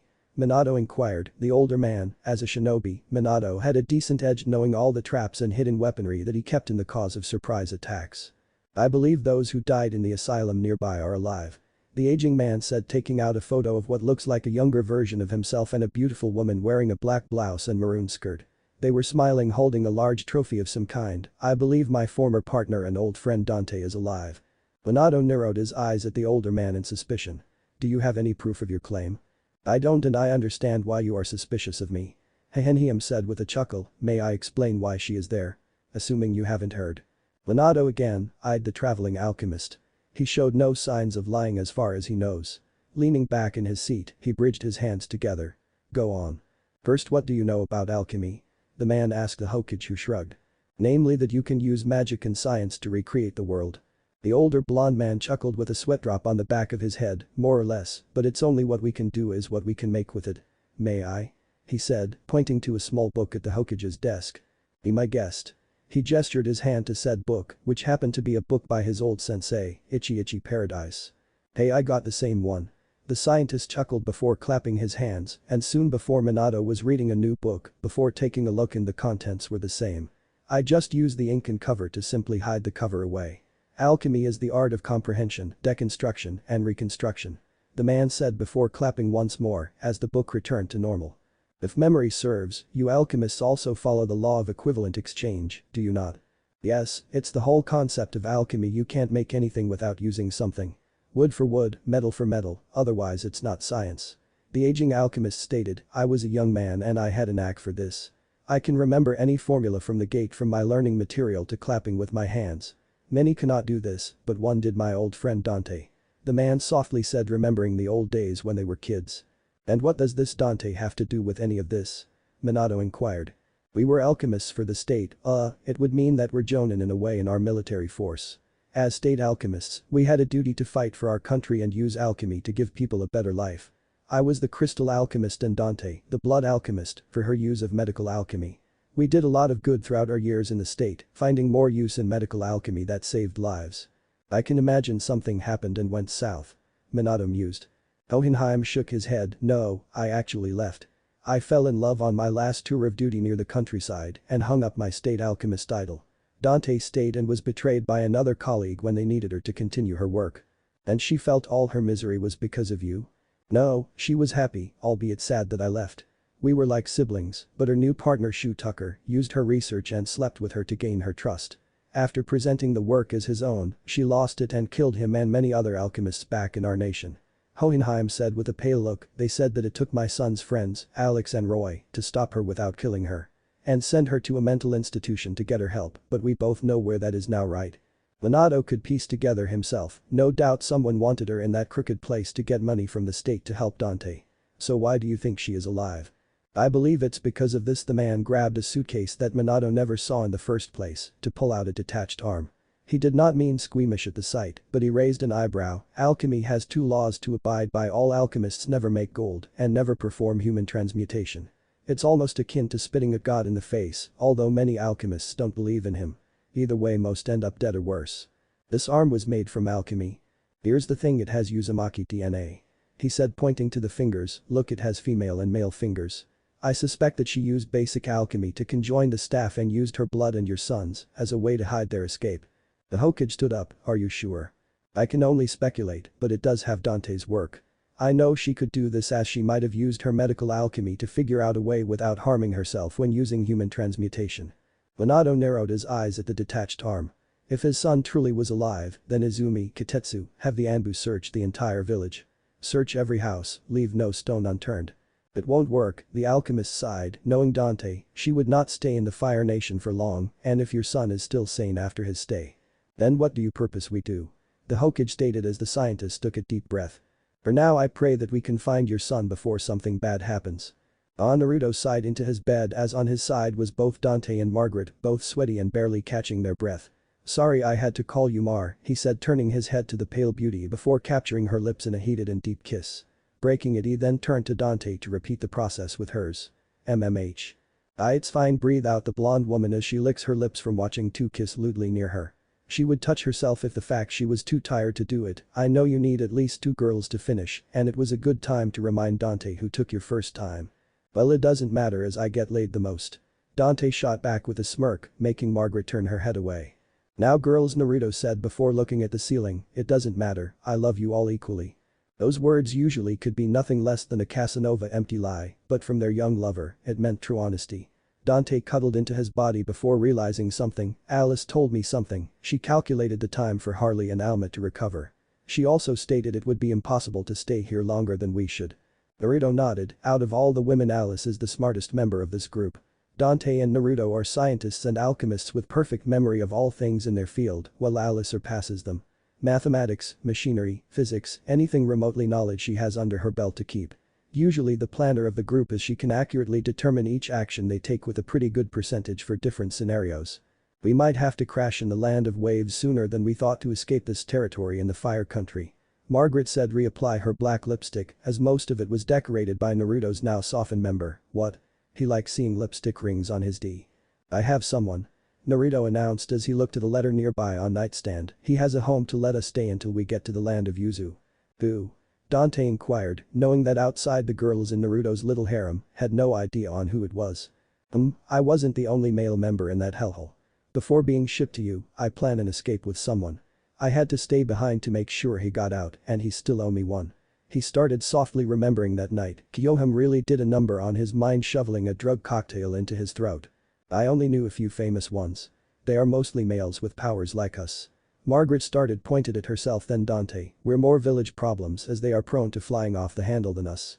Granted, we were messed up in the head, we were stable enough for them not to call the government to put us down. The gothic woman said, finishing her makeup, as it was a close truth. The only reason they had the female wards to themselves was the fact even if they escaped without any of the documents Naruto took, they would still be listed as psychotic people. Thus be readmitted to another asylum, although maybe one that works. But with their unique powers it was more likely they would have ordered to die. Well, my friend just wanted to live a peaceful life. Naruto chuckled, taking out a tie from the letter, smiling the odd design on it. Play JoJo Bizarre Adventure. Killer Ost. Somewhere in the land of waves. A blonde gentleman wearing a light purple suit, holding the reins of a horse-drawn carriage. As I said, the land of waves used to be thriving before Godo, or whatever his name was, came here. I didn't think much of it as none of his goons dare approach me when most of them vanished after failing to intimidate me. He said, totally neutral and even like the whole situation didn't faze him. But even though I used to own this land before I was sent away, it seems that old man Tazuna did a good job keeping the peace. He turned his head to see a hand touching his leg gently. He gave a frown out of slight confusion. Hey, where is that watch I got you? I imported it from the land of steel. Nothing but the sound of hooves clapping on the road and wheels on the carriage was heard before he nodded. Ah, sorry, in the back with your stuff. Indeed it was big, so I'll adjust it tomorrow. He gave a stern tug on the ropes he held, making the horses stop as they arrived. He got off and undid the horses' restraint. Go to the barn. He ordered, and like magic they indeed went towards the place he asked them to. He gave an apologetic smile back to his friend. Ah, sorry, they shouldn't be the first thing I talk to. He went to the other side of the vehicle to grab the hand, only the hand. As in nothing else, but a female woman's hand cut off before the elbow would meet, the end of the appendage drip a single drop of blood, causing the man to sigh. Ah, he breathed out a disappointed tone. Taking out a fancy handkerchief he made the hand grip it. Look what you did, not nice when I took the time to get you here. Please help me clean it up. After using his hand to help the dismembered one, he spoke. Naruto was a real friend to send me your hand, Kyohim. Oh, how I long to feel your perfect skin and well-managed digits on my own hands. Well, we have time to have fun until my old friend comes to crash here. So what's your best dish to cook? I'm particularly fine with anything. As he trailed off, the screen soon focused on the man's home plaque that said only his family name. Kira. Chapter end. Chapter start. And Kira hummed to himself as he went through mail after mail since his unwanted incarceration. Ah, he took a seat as he saw a familiar name. Naruto-kun. Ah yes, he was my neighbor back where I was gone. A good lad. He said, remembering the boy despite his age was a good friend to have, making him a mold of that lovely-handed woman that kept them there. Opening it, he read the contents of the letter. Kira, it's been a long time since I helped you escape from the facility. I don't wish to be a bother, but I hope you let me and my lovers stay in your home for a bit. It's not a permanent stay, I assure you. To send in lieu of payment, enjoy the back. The blond man raised an eyebrow in confusion but looked to the back with a dark smile. Lovely dozens of pics of women's hands, and by his family name, he would have a fun night looking at these. Seems I need to get ready for my new arrival. He said before glaring at the pale hand. Ugh, he placed a single finger on the hand as it slowly turned to ash. We should see other people. Yashikage Kira, Alice whispered, taking a small drag of her cigarette as her lover's ally was one of the worst killers in the Wave Country. He killed a lot of women for his hand fetish, and her lover is friends with that monster. She turned to the second smartest woman who was currently clapping her hands as blue electricity was generating. Nothing to say. Dante of the Forest. The alchemist of human transmutation scoffed, whether be a monster or demon, we cannot let Naruto be harmed. If this Kira is indeed an ally, we cannot judge him otherwise. The two ladies were the opposite sides of what they called rational minds. Dante was a strict observer of sorts due to her work as an alchemist, looking from afar and making the best decisions that can aid her, while Alice was the type of mind who believed that nothing is exactly a plan and needs to change her plans on the fly if need be. Stomping on her cancer stick, the rosy-colored woman spoke. If we need to get moving, it took a while, but I noticed the economy shift in the area to say shinobis are coming. The bikini-top woman took all but a simple walk to instantly deduce what was going on. Prices were slightly up, the town seemed restless, and rumors were about the recent destruction of their hellhole. Alice Twilight knew one thing, if talk about the asylum was up, then people were hired to look around. New people business, higher prices, more well-off people. Konoha, Kumo, and Stone were the only villages who can work out in this area without being too much trouble with missions this far off in the Hicks. However, Stone in the area near Konoha and Mist was not a good call, considering they fear Minato, who is still an active Hokage. That left Kumo and Konoha, both of whom have big bounties on their hands. We need to tell Naruto. He would know already, Dante said before clapping once more. Damn. Alice raised an eyebrow. Okay, what the hell are you doing? The woman gave a meek look. I'm trying to work on my connection to the gate. Naruto can do it almost instantly.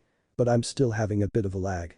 She admits that despite being a genius alchemist, like many state alchemists, she had a little bit of a habit using a pre-ready alchemic circle to get her primary source of information for her skills to base off. Clapping, instant transmutation, is a bit of a godsend any type of alchemies at the hand request. Only drawback, you need to get a good idea on what to use and how to transmute it to your needs. Dante of the Forest would admit she's skilled, maybe one of the best, but Naruto brain was like a sponge to knowledge. Any info he gets he can instantly remember in battle, so his work was already set up.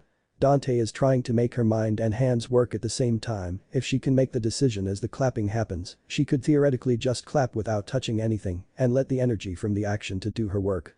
Not even her beloved lover could do that, but she is currently struggling with that idea. Alice smirked. Dante of the Forest, a known killer of spurn lovers and assholes alike, and cannot seem to get a good idea on getting the clap. She smirked as the alchemist had 3 seconds before a red-face alchemist glared at her. HMPH, seriously, don't force yourself. We got more time if Mr. Hand Fetish houses us well. They stopped as they heard someone from behind, and it was none other than Roberta. She had her usual stern look as the maid bowed her head. Dinner is served. We'll be down in a moment. Alice said, flicking her cigarette away as Roberta grabbed it before glaring at the woman. The rose-colored haired woman sighed, I needed it, besides not like Naruto doesn't complain when kissing me. She whispered as the maid growled at her institution. The female scientist watches as the robotic genius walks down, despite the agreement to share their lover due to his odd nature in fixing their shattered minds. Roberta was one of the few who only did it to have a piece of Naruto rather than none, she was the greediest bitch of them all. But the woman knew where she stood, unless Naruto told the maid to kill them, Roberta would be willingly to put up with their actions. Don't mind her, Dante patted Roberta's shoulder, we got some idiots coming to get in our lover's way. Let's make sure to keep them away, okay? The maid didn't say anything but simple adjust her glasses and nod. Naruto was worried as he saw the tube holding one of his lovers was still inside, Alma weighed. Out of all the girls in the asylum, she had it worse, unlike the other girls who were free and able to move around. Alma was the only one who was stuck in a cage that someone ordered to be in, unfortunately she was stuck there for years unable to move or feel. It was thanks to her, he was able to stay alive. Knocking on the device he spoke, Alma you okay? He asked to see a foggy screen and had a small hand touching it. Just a few days, I promise. He said as the hand went back into the device. He was saddened as she was too weak to be let out, thanks to the girls who are adjusting her body, she will be free soon, and he will love her with the others. Master? He turned to see his other maid, Danielle, walking towards him with a soft expression. Dinner is served she emotionlessly said as the blonde nodded as she walked to the device, I shall watch her. Thank you Danielle. I appreciate it. Naruto said gratefully as the maid took the device from his person. With a sigh, he stood up to head to the table. Alright, let's eat.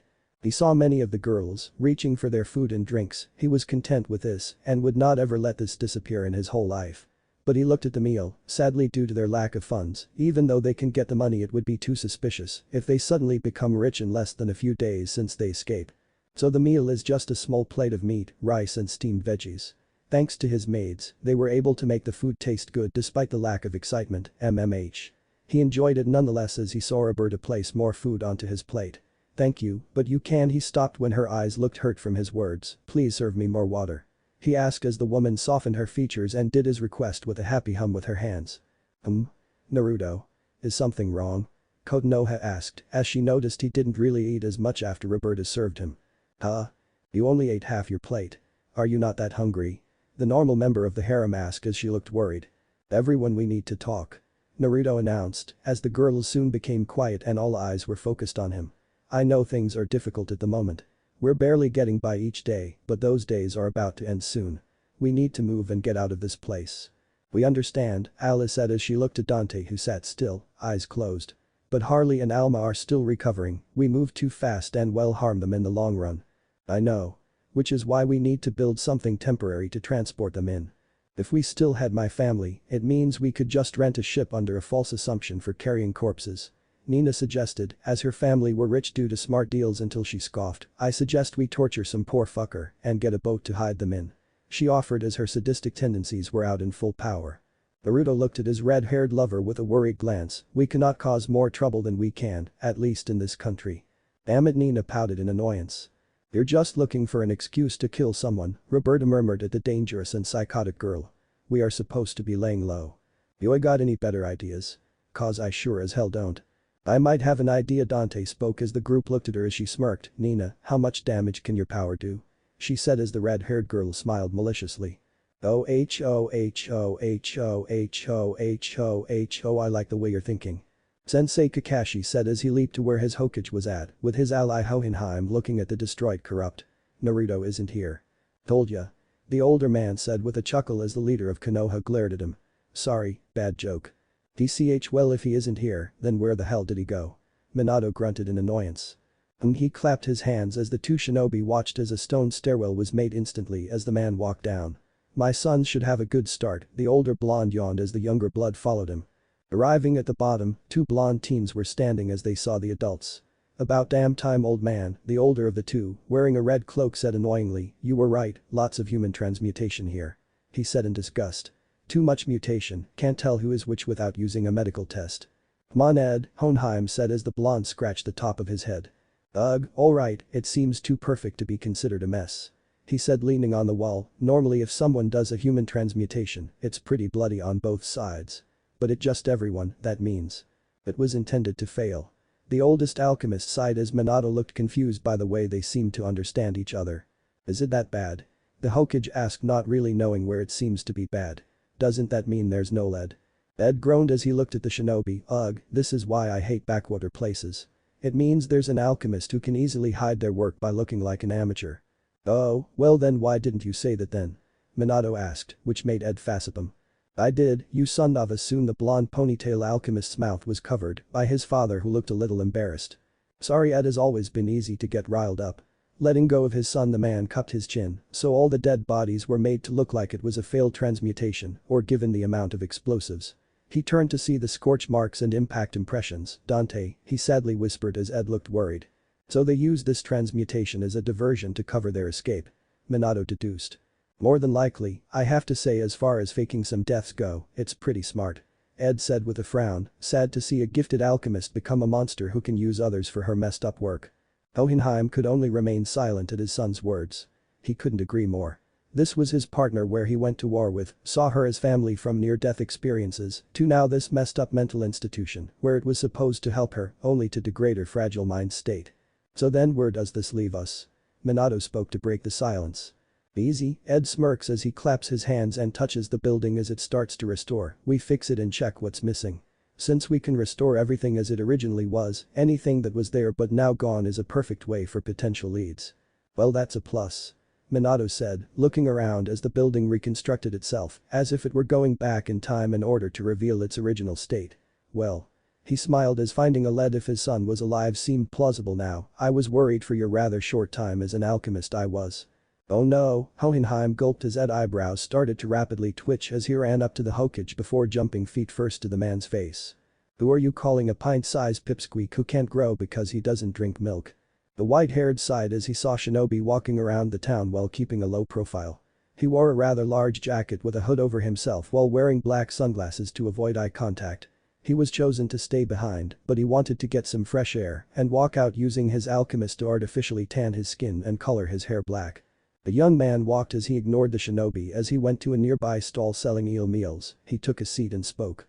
On grilled eel, extra sauce. He asked as Naruto saw the chef nod and proceeded to make his meal. Excuse me, a woman said as she took a seat next to Naruto. The young man took notice of her. She wore a unique jacket that covered her breast and lower face. Her skin was tan and well defined with muscle. On her pants, which were long training pants for flexibility and mobility, what kept it place was a mist shinobi headband. 3 orders of grilled eel. Coming right up. The chef said, before setting to work to make her meal. She turns to Naruto as she just stared. The blonde took a glance and admitted she was as beautiful as the other girls he had in his life. Blonde-colored hair and lovely blonde eyelashes that match and yet contrast with her tan skin. You're familiar. She said softly as the chef brought out Naruto's meal. He ignored her before eating his meal. Thank you, he awkwardly thanked the woman who nodded. Are you here on a mission? He asked as the woman once again nodded. I am. Okay, and what would that entail? Unless it's not allowed. He asked, knowing his memories that he could pretend to think he was clueless. The blonde woman sent a careful look at the blonde, using the shiny reflections to get a good idea on his reactions, but it seems to be that the boy was simple. He was a little mature for his age, while many around his age would flirt or straight out seduce her due to her beauty. Maybe the lack of actual kind or normal communication from men made her trust the odd boy. It's a standard capture mission, she said, lifting her hand in a so-so motion. The blonde slightly became tense. Even now he could tell the woman could easily notice his body reaction. Capture? Someone dangerous? He asked, trying to sound afraid, although with what it might be the answer the woman will give, it might not be acting. The woman considered before the chef placed 3 orders of the grilled eel on her plate. Might be better to let you know in case they come. Undoing the zipper on the top of her jacket, her mouth showed her lovely face. Bad people from a mental asylum are out. My team were sent to check them out. But I think they are somewhere else, so you will be fine. Just be careful. Finishing her meal, the woman redid her zipper as she left the money for her meal and proceeded to leave. What's your name? The woman turned back before speaking. Harable. With that, the blonde took his eel and left his money to get the girls. Naruto walked in to see Alice putting a robe on her body. Alice, shinobi are, he said before the woman placed her hands on his shoulders. Easy, we know, but we're already getting started. Alice said looking at the device that held Alma and a coffin. We getting the two girls out? The blonde nodded but spoke, that's good but how? Soon his answer was in the form of Nina hugging him from behind. Emmy she said, kissing his cheek as the red-haired woman smirked, turns out some of my family contacts never learn I was sent to the loony bin. I got a small ship to get us past the whole ninja stuff. Wow, the young man said with a surprising tone, and it's legit. Relax, this guy is a total creeper for me when I was younger. Nina waved off, I promise him I want to live with him if he does this, and he totally bought it. The blonde looked behind Nina to see the other genius who lifted her shoulders. If that's okay with you, then do it, but you need someone to watch your back. No way, besides my machine, can stop jutsus remember? Nina reminded Naruto of her ability as Alice shook her head. You're a saboteur not a main fighter, all ninja after genin have to be decent in hand to hand. You're barely able to handle me, and I rely on my machines to do most of the work. The rose-haired creator explained as Nina grumbled but knew she was right, the girl needed backup. Thank Ranmao, Mukuro and Lust, they can compensate for the lack of strength you need. Hey so horny cat, horny dog and horny slut. Nina listened as she left, wanna kiss me goodbye. She turned to Naruto only for Alice to slam the door in her face, just for that, I'm fucking him while you're getting pounded by a dildo machine whore. Was that necessary? The leader of the women asked as Alice smirked walking away. So we need to do what now? We separate into two groups. Dante entered the room as she clapped her hands to reconstruct her maroon-colored dress into a traditional maid outfit. Using Margaret, I can make the girls look like they were her maids. Considering that she looks like an opera singer her ability makes it easier. And we Alice pulled Naruto to her side, are going to leave an hour after they leave. I heard the Shinobis are leaving for the next area, so we can slip without arousing problems. Alright. The blonde said as the rest of the women that were left were Alice, Fujino, Hagoromo, Daniela, and lastly Kotonoha. Fujino was switching from her usual blue robes into a more cutesy white and black dress. Hagoromo adjusting her kimono as Daniela was helping her with it. The last member of their group suddenly spoke, oh no, Kotonoha realized that her own bag had something she forgot. Alice-an, I need to get outside. The rosy woman shook her head, no way, we can't afford to keep a group separated, whatever it is you can get it from the wave country. She ordered as the girl shook her head, okay, what's making you want to stay so badly? The polite girl whispered to Alice, feeling need to test pills. Alice's eyes slightly widened as she looked a bit embarrassed, I see.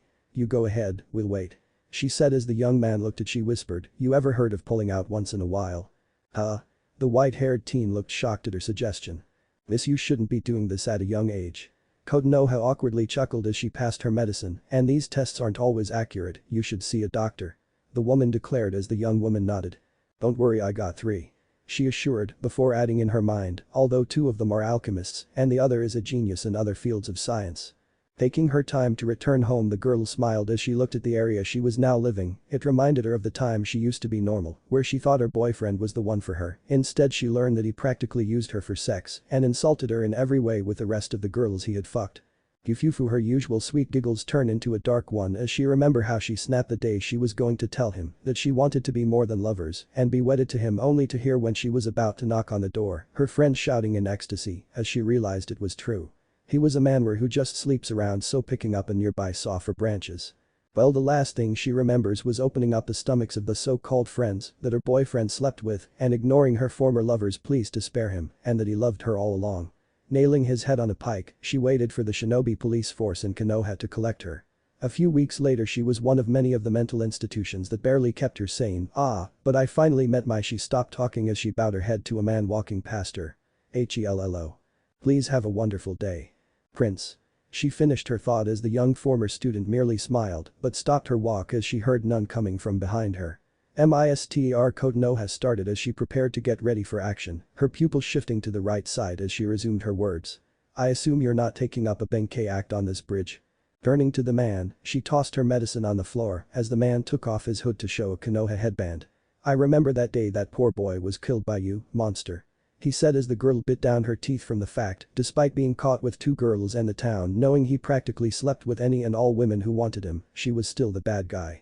I'm not that girl, I'm Sakura Itadori she said walking back as Kotonoha tried to defuse the situation the best way she knows how. Then come with me and let's talk the Konoha shinobi said, placing a hand on her shoulder to prevent her from getting away, because. The man's eyes widened as the girl who he grabbed was smiling evilly as she had a saw sword in her hands, looking at the arm that grasped her was now on the floor. "You little" was all he managed to say as the girl swung the blade at his neck with ease as the head flew to the river below them. "I'm not the one who was wrong." The girl murmured before noticing that more people were gathering. "Damn it, I need to get to Naruto," she said, picking up the few things she spilled and pocket them. "They have to leave now. Most of the girls they have are wanted by the Konoha village." "We're leaving now," Alice yelled as the other girls looked at her. "Konoha got made." The only male looked worried. "How do you know?" he queried as the rose-colored hair woman pointed to the streets where people were rushing her screaming from ahead the river. "She must have killed a shinobi, that means that." We need to." "No, we can't go back for her now," Alice protested, much to the boys' shock. "I know it's harsh, but we need to use this diversion now while we can. I wouldn't leave you, Dante, Margaret, or anyone behind. So leave with the others or don't." "I'm staying here," he roared as the women looked at their lover with stunned eyes before Alice chuckled. Fujino, pass me the." She didn't finish as the girl tossed her a large black staff. "Good, head to the place I chose for our escape route. If we don't get there in time, assuming we got captured, tell the girls in wave to get us out." The smartest member said as she placed the object on her back perfectly in the middle of her back vertically. "And if you see a giant explosion, assume I'm dead." The white-haired teen glared at his lover. "Not while I'm alive you won't." Alice giggled before she and Naruto left as the other girls did so to their own destination. As the two wanted people charged towards the place where people were fleeing, they saw on the bridge Konoha, surrounded by Konoha shinobi. "Kodo!" Naruto shouted as the group looked at the teen with wide eyes. "That's Naruto. He's definitely changed, tan skin and white hair," another said with skepticism. "Inform the Lord Hokage we found Naruto," a third shinobi ordered. "Hokage? Hokage? Naruto?" Alice saw Naruto's eyes filled with rage as he clapped his hands as a loud hum was heard before he slammed them into the ground. "Konoha. Stab the blade and jump." Konoha didn't argue as she did as told. She stabbed the sword into the ground then jumped up. She briefly landed on the pommel of the hilt before jumping off of that to gain more height. The wooden bridge started to shift as it warped and became sudden spikes, killing most of the ninjas. The remaining 5 barely made it out of the attack. "That was alchemy. That's not Naruto." A shinobi with a bandage around his nose shouted. "Izumo. Either knock him out or use the thing." "What thing?" The other shinobi with his hair covering his right eye shouted. "The thing we did last night." Konoha comically had little white spheres in her eyes. I don't think your nightly romance things are supposed to be used in combat," she advised as the two suddenly turn red and comically have big heads. "It's not that." The bandage man glared as he started to make hand signs. "Damn it, I'll do it myself." "Water release. Starch syrup capturing field." Puffing up his cheeks, the man spits out a large cloudy liquid substance. Naruto eyed the substance before smirking. "It's just water, I can just." The white-haired teen only noticed now, the liquid when it splashed on him tasted like syrup. Soon his body started to become stiff. "Shit. That's my personal jutsu that me and my partner made. Hardens like a rock, so stay there Naruto-kun, we'll talk and get you back home." The bandage man explained as he looked at Alice. "And we got here as the demon engineer Alice Twilight." The woman glared at the man before looking slightly saddened. Alice Twilight, a normal genius who created most of the technology that most nations use for their hospitals and everyday life, she loved the job of creating the stuff that will help people's lives. That is until the company made her make powerful machines that took lives and even sent children to their graves. So she made a machine that will do the same, but better, and killed them all, blasted that company she was so proud to work for to nothing but ashes. "Do forgive me, but I am not going to be jailed for something that needed to be done," she said as her back started to move. It slowly spread out as it lifted her up in the air as 5 silver blades came out. The crowning achievement of her genius given deadly form, the Asura 6. What in the Izumo got out? Not a chance. Kitetsu made the same hand signs again. Water release. Starch syrup capturing field. Puffing up his cheeks, the man spits out the large cloudy liquid substance once more.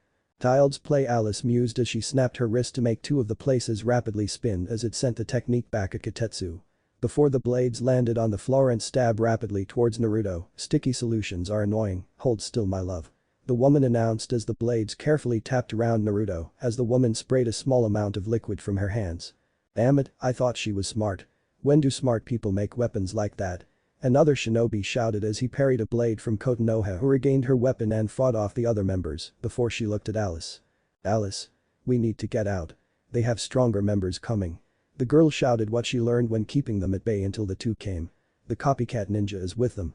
Alice's eyes widened as that was the person who caught her, Naruto. She leaned in as her weapon kept the other 2 chunin at bay. "You need to nuke the place. I'll send one of the blades into self-destruction mode and we use it to run." TCH. Konoha was sent back as Kotetsu summoned a giant kunai-shaped sword. Leave me alone. Why can't you monsters let us be happy? She screamed as Kotetsu punched her face, as she only returned the favor. You call us monsters and freaks. But I was cheated on and literally screwed over and cuckolded by a bastard of an ex. Where were you, Ga? The girl had a look of shock when the Chunin stabbed her stomach. Sorry, but you lost that right when you killed so many people. He then pulled the blade out. I hope you're happy in your next life. Naruto's eyes widened in horror, seeing his lover stabbed mercilessly. Konoha. Ah, it's cold. The girl smiled bitterly as she saw her beloved in front of her. Sorry. I'll kill you. Naruto shouted, clapping his hands as rushed towards Kotetsu, only for another shinobi to intercept as Naruto grabbed his head and white light came. Ga. Tossing the man towards Kotetsu, the man grabbed his comrade who looked over to him and saw the shinobi head was slowly blackening. What did you? Alice. Kill them all. Naruto shouted as he held the injured member of his harem in his hands. He looked at Kotetsu with a frown. I don't know why, but I feel like I have to tell you that friend of yours is going to be a bomb. Once his head is entirely black, the oxygen would cause a chain reaction and be a bomb equivalent to. He started only for Kotetsu to toss the body to the river as Alice came from behind and stab his leg with one of the blades on her machine before tossing another into the river. My love. The rosy genius shouted as she grabbed the young man as she went to the other side of the river. Shit. Izumo said, trying to reach the missing child of their leader. Damn it. Naruto. He shouted in hopes the former dark-haired teen would come back. You're not in trouble. Izumo. Please. Listen. Kotetsu continued to shout into the water only for his best friend Izumo to grab his shoulder. What, man? We need to go. But. We need to go. Now. They said of a bomb. Was the only thing Izumo could say to convince his friend to leave, which he reluctantly did. We're telling Minato-sama that his son is alive. We gotta leave now. Damn it. Izumo cursed. Hours later. Where are they? Fujino paced back and forth as she and her harem sisters were worried. Just a few hours ago they saw the explosion and made a small checkup. The village was nearly annihilated from it. I know she was joking about leaving if we saw it, but. You better not. The group turned to see Alice helping Naruto carry the wounded Konoha. Daniela, I need your help. The white-haired teen asked as the maid rushed to her master aid. What happened? Fujino asked as she went to get the carriage. The tan teen merely pulled the clothing off the injured girl's body. Seeing the wound, he clapped his hands. Got to shave a few months of my life. He complained before he tenderly smiled at his lover. No price is high enough for you. Hold her down. Yes, master, got it. Danielle and Alice responded as the two held the shoulders and legs of Konoha tightly. Clear. He shouted as he placed his hands on her stomach where the blade went through. Her eyes widened as she screamed and trashed around. Hold her. Forcing his hands to keep them in place, he saw the hole slowly closed up. Soon it finished and the girl sighed as her eyes barely opened as Konoha looked. Didn't I die? She asked as the blonde cradled her cheek with his hand. Because I think heaven is kind to let me see you in this afterlife. You're alive, my princess. He assured as the young man held her like a princess and walked down the carriage. Let's keep you safe. The girl shed a single tear of happiness as she whispered. My prince. She kissed him as they finally started heading to his friend's destination. Nina sighed as she and her group were waiting as their boat just passed inspection from the guards. Damn it, what's taking that blonde hand fetish so long? Nina grunted in annoyance. The target is usually on time, so we're the ones who are late.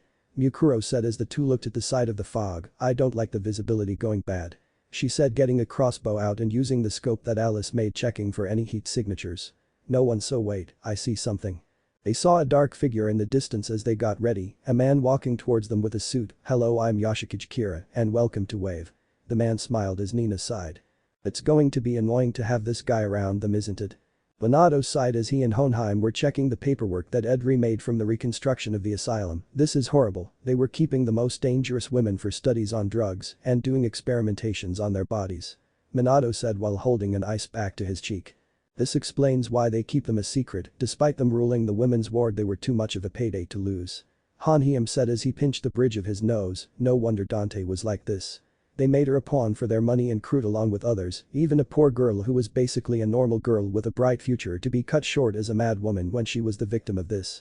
Nothing about my son. Minato said looking over the details of the head therapist wrote. I guess. Okage-sama. Asuma shouted as he rushed into the office. We got news from the village that we sent for a patrol. Your son is alive.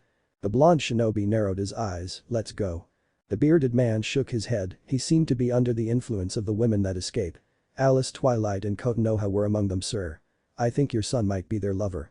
Minato was stunned by this before shaking his head, it's that Stockholm thing. They're insane, he might be doing that to survive. Nonetheless, we're tracking him. I'm not losing my son again. He was a poor excuse of a father, he knew that, but he can do better this time. Meanwhile Hohenheim was worried about something else. Dante wouldn't have brought that boy just for sexual relief, does she is the boy something that she needed? The blonde alchemist worried if tracking the son of Minato was really a good thing or something that will be a horrible mistake. Chapter end. Chapter start. The boat was silently floating down a river, a single woman was controlling the boat's direction from the back and smiled softly when the fog was surrounding them, moving her hand that was on her lap to her ear the woman spoke, coast is clear. She repeated as she turned to see a shimmering area, now revealing a large boat that she leaped towards. Taking off a small hood off her head to show it was Fujino, we're here at Wave. We'll disembark when we get to shore and head to Kira's home. Naruto sighed in relief, but there's no guarantee that they were truly out of the woods. One cannot be too careful after all. He had Konoha's head on his lap who was blushing with a soft smile, I hope that the Konoha shinobi will not find us. He said softly stroking his lover's hair, still shaking from almost losing her. Don't worry. Even if they do, I won't let them hurt you or anyone else. Daniela vowed, walking towards her master with a small towel and opening up Konoha's jacket to show her scar. Every one of us belongs to you, and we shall be yours. Thank you all of you. Naruto said gratefully. Of course, my prince Konoha whispered leaning upwards as she groaned, tch, my stomach still hurts a bit. She cried softly when the. Do you need to eat? Naruto asked, concerned. It's the fact she had regenerated to live. Alice said as she looked at some notes that Dante gave her, the whole mystical elements from alchemy aside, it seems you forcibly made her natural healing work overtime, but doesn't make the healing rate any less painful.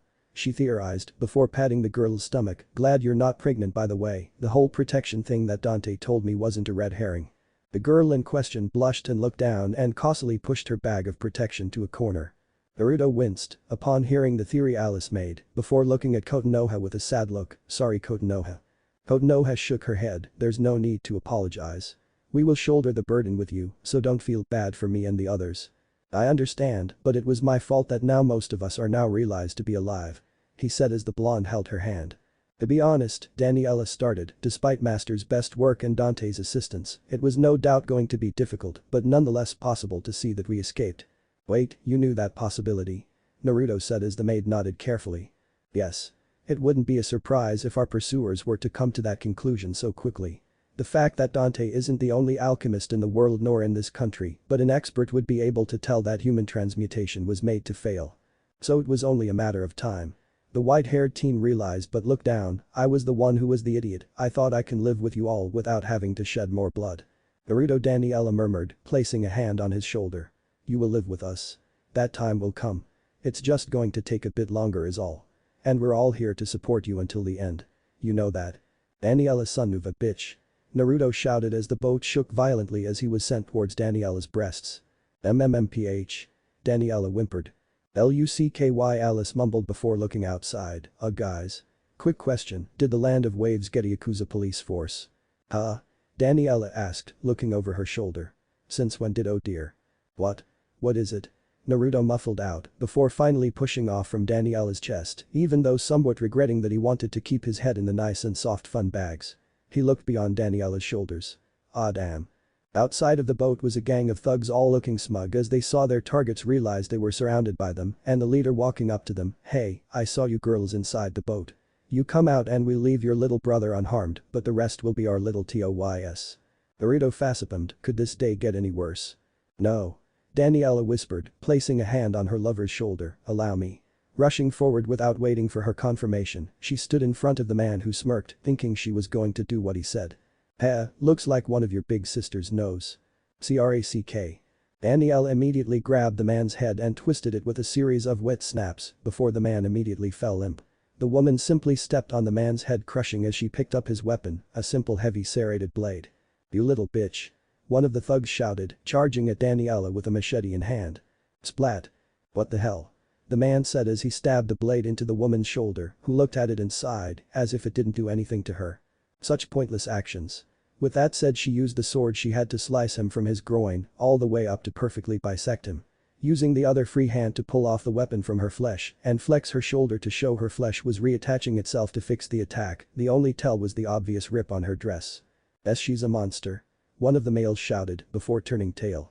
"Screw this, I'm outta here." "Hey, wait for me," another added, following him. "No," Fujino said, appearing before them, her red eyes glowing as a hint of green was in them. The two men were heading towards her, only to be twisted around and around as they screamed from their bones and flesh were torn from bending to the point that shouldn't be possible. The glow from Fujino's eyes became brighter as the twisted bodies unwound erratically before exploding outward, blood and gut spewing as they did. What the hell are the remaining members of the gang were all slaughtered by Naruto, who clapped his hands, creating a trap hole with spikes, killing them all. "Daniela." The blonde shouted with anger in his tone as he clapped his hands again as the ground started to shift and restore itself. "Naru. What the hell were you thinking?" Naruto scolded her, much to Daniela's shock, who flinched at the volume of his voice. "I protected my master," she said weakly like a child when being scolded, "I can." He soon pulled her into a hug. "I don't care if you can survive it, I don't want to see you getting hurt," he said looking at her dress, "I want you to look beautiful and unharmed." Clapping his hands, her dress started to repair itself when he touched her shoulder. "Naruto, I. Don't ever do that again, you hear me?" Naruto requested. "Promise me that." The maid didn't say anything but nod as she looked down. The white-haired teen sighed internally as he would admit that out of the lovers he has, Danielle is the one he knows the very least. Her background is nearly empty, found by the samurai near a destroyed castle was a single maid who attacked them and was sent to the asylum, where they learned she had deep fear of her reflection and dull sense of pain, but also cannot be easily killed. He wasn't sure when or where it happened, but similar to Roberta, she imprinted herself as Naruto's servant, being his loyal maid, and will rip people apart to please him. "Fujino, what's our current position?" Naruto asked. The girl merely closed her eyes as she took a deep breath and nodded. "We're about a mile off from where our ally is supposed to be." "That clairvoyance is useful thing, isn't it?" Alice rolled her eyes on Asagami's ability. "Well, it shouldn't be too far then. 5,280 feet is no big deal," Naruto said as he started walking. "Let's get a move on before we attract any more unwanted attention." "How the hell do you walk with such information in your head?" Konoha said with comical spirals on her face, confused on how her prince was so smart. As they all left to the direction, Danielle looked at the men that she killed and soon placed a hand on her stomach. "I am still not complete." She soon saw a female member and took a small knife nearby. "I must be complete." She walked to the woman and realized she wasn't dead, just paralyzed. "I must bear him a child soon." The woman's eyes widened in fear as the woman placed the tip of the weapon to where the object she wanted to take. "You don't deserve to be calm." "Danielle." The maid looked up to see Alice looking at her. "We're moving, now." She said, her tone became dark as she placed a hand on her hip for her katana to be drawn. Danielle remained silent, looking at the fearful woman. "Be grateful," she murmured, before turning on her heel to leave. "I would have taken that wound for myself." The long pink-haired engineer watched as the pale pink-haired woman walked by her, eyeing her hands as she pursed her lips into a fine line. Danielle, suspected in murdering 50 women, all housewives, killed many, but all had one thing in common. No wombs. She did not dare say anything to Naruto, as the reason the woman didn't dare to try to take any of the teen's harem was the fact she was the weakest in terms of skill or power. She would rather live than to die in a fight that would never be. Dante said she is something she once made. With that said, she walked behind the maid to make sure she didn't come back to the now waiting bandit. Meanwhile, Kuria's maid. Nina smiled as she and the rest of the girls who were separated from Naruto were now eating a rather delicious looking plate of curry. They watched as the blonde man made and passed each plate of the food in front of each girl. "We got lucky, and all this for my hand," she said, lifting up a hand with her own as she had her friends make a perfect replica of her hand thanks to Dante's alchemy and the other artistic members keeping it perfect with makeup and coloring. "You're really fucked up in the head to want that only." The man merely grasped the appendage with a soft smile, tenderly rubbing it against his cheek, not caring Nina's look of disgust. But of course, Kiyohama's hand was perfect, but at the same time so flawed. "Your hand is lovely, Nina, trinity." "Oh, barf." The red-haired mink said, eating her curry as the man placed the hand next to the others. "It's very good." Dante smiled with a red face as she continued eating the curry with delight. "Just the right amount of spice for me." "Seriously, how are you not hiding?" A young girl in a red dress said as the man looked at her with a confused look. "Weren't you also considered psychotic by the bitch?" The man chuckled as he shook his head. "No, I wasn't. I was kidnapped because the woman saw me adding a new hand to my collection and figured I needed to be saved. By the time Naruto was in the same place, I wasn't even considered a prisoner due to them trying to find any evidence to convict me there." Roberta came to the table offering him some tea. "Thank you." After receiving it, he spoke once more. "Naruto knew I had a chance, so with my ability and his patience and intelligence we almost left. But he didn't leave as he knew the woman had information on him, or thought she did." "I see." Roberta frowned in thought. So they never even bothered to deal with you when you escaped. Because they were too focused on Naruto. A mere afterthought. I had money and resources, not to mention, the ability I have would be harder to deal with now I know their way of fighting. He said, snapping his fingers as the tea started to implode on itself, leaving nothing behind. So I left a message behind that I would aid Naruto, but I didn't expect him to have a harem of the most dangerous women of the elemental nations. He said with a chuckle, but after you leave, do not come back, I wish to live a peaceful. Ding dong. I'll get it. Kira said as the girls looked serious. This man is insane, I read the documents, he killed women for their hands. Dante said as Roberta poured her coffee. Indeed, we already knew that, the fact of the matter is that, Naruto believes he will help. The maid said adjusting her bottle-shaped glasses. I could already tell he was fucked up the moment I saw his face. Nina blanched, sticking out her tongue. But right now that pedo hasn't gotten me my money, we have to rely on his home and keep a good eye on him. They stopped when they saw the older man, brought them their lover who smiled as they dashed for him. Master Oni-chan Naruto. They all rush him as the older man merely stepped back. Whoa, whoa, whoa, girls. Crash. Bam. Thud. Now Naruto groaned after the girls tackled him to the floor. I'm glad to see you all okay, but mind getting off of me? We're sorry, Nina said as they did that, we have a problem. As the girls gather around him, they soon learn the problem that happened. The fact Konoha was stabbed and they were chased by the Konoha shinobi made them afraid, but it showed them they were going to be followed eventually, so this made their choice to head for Yuzu even more clear. As they all were silent after the explanation was told, Dante spoke, we cannot keep this up, we need to head to another village where most of us aren't targeted by bounties.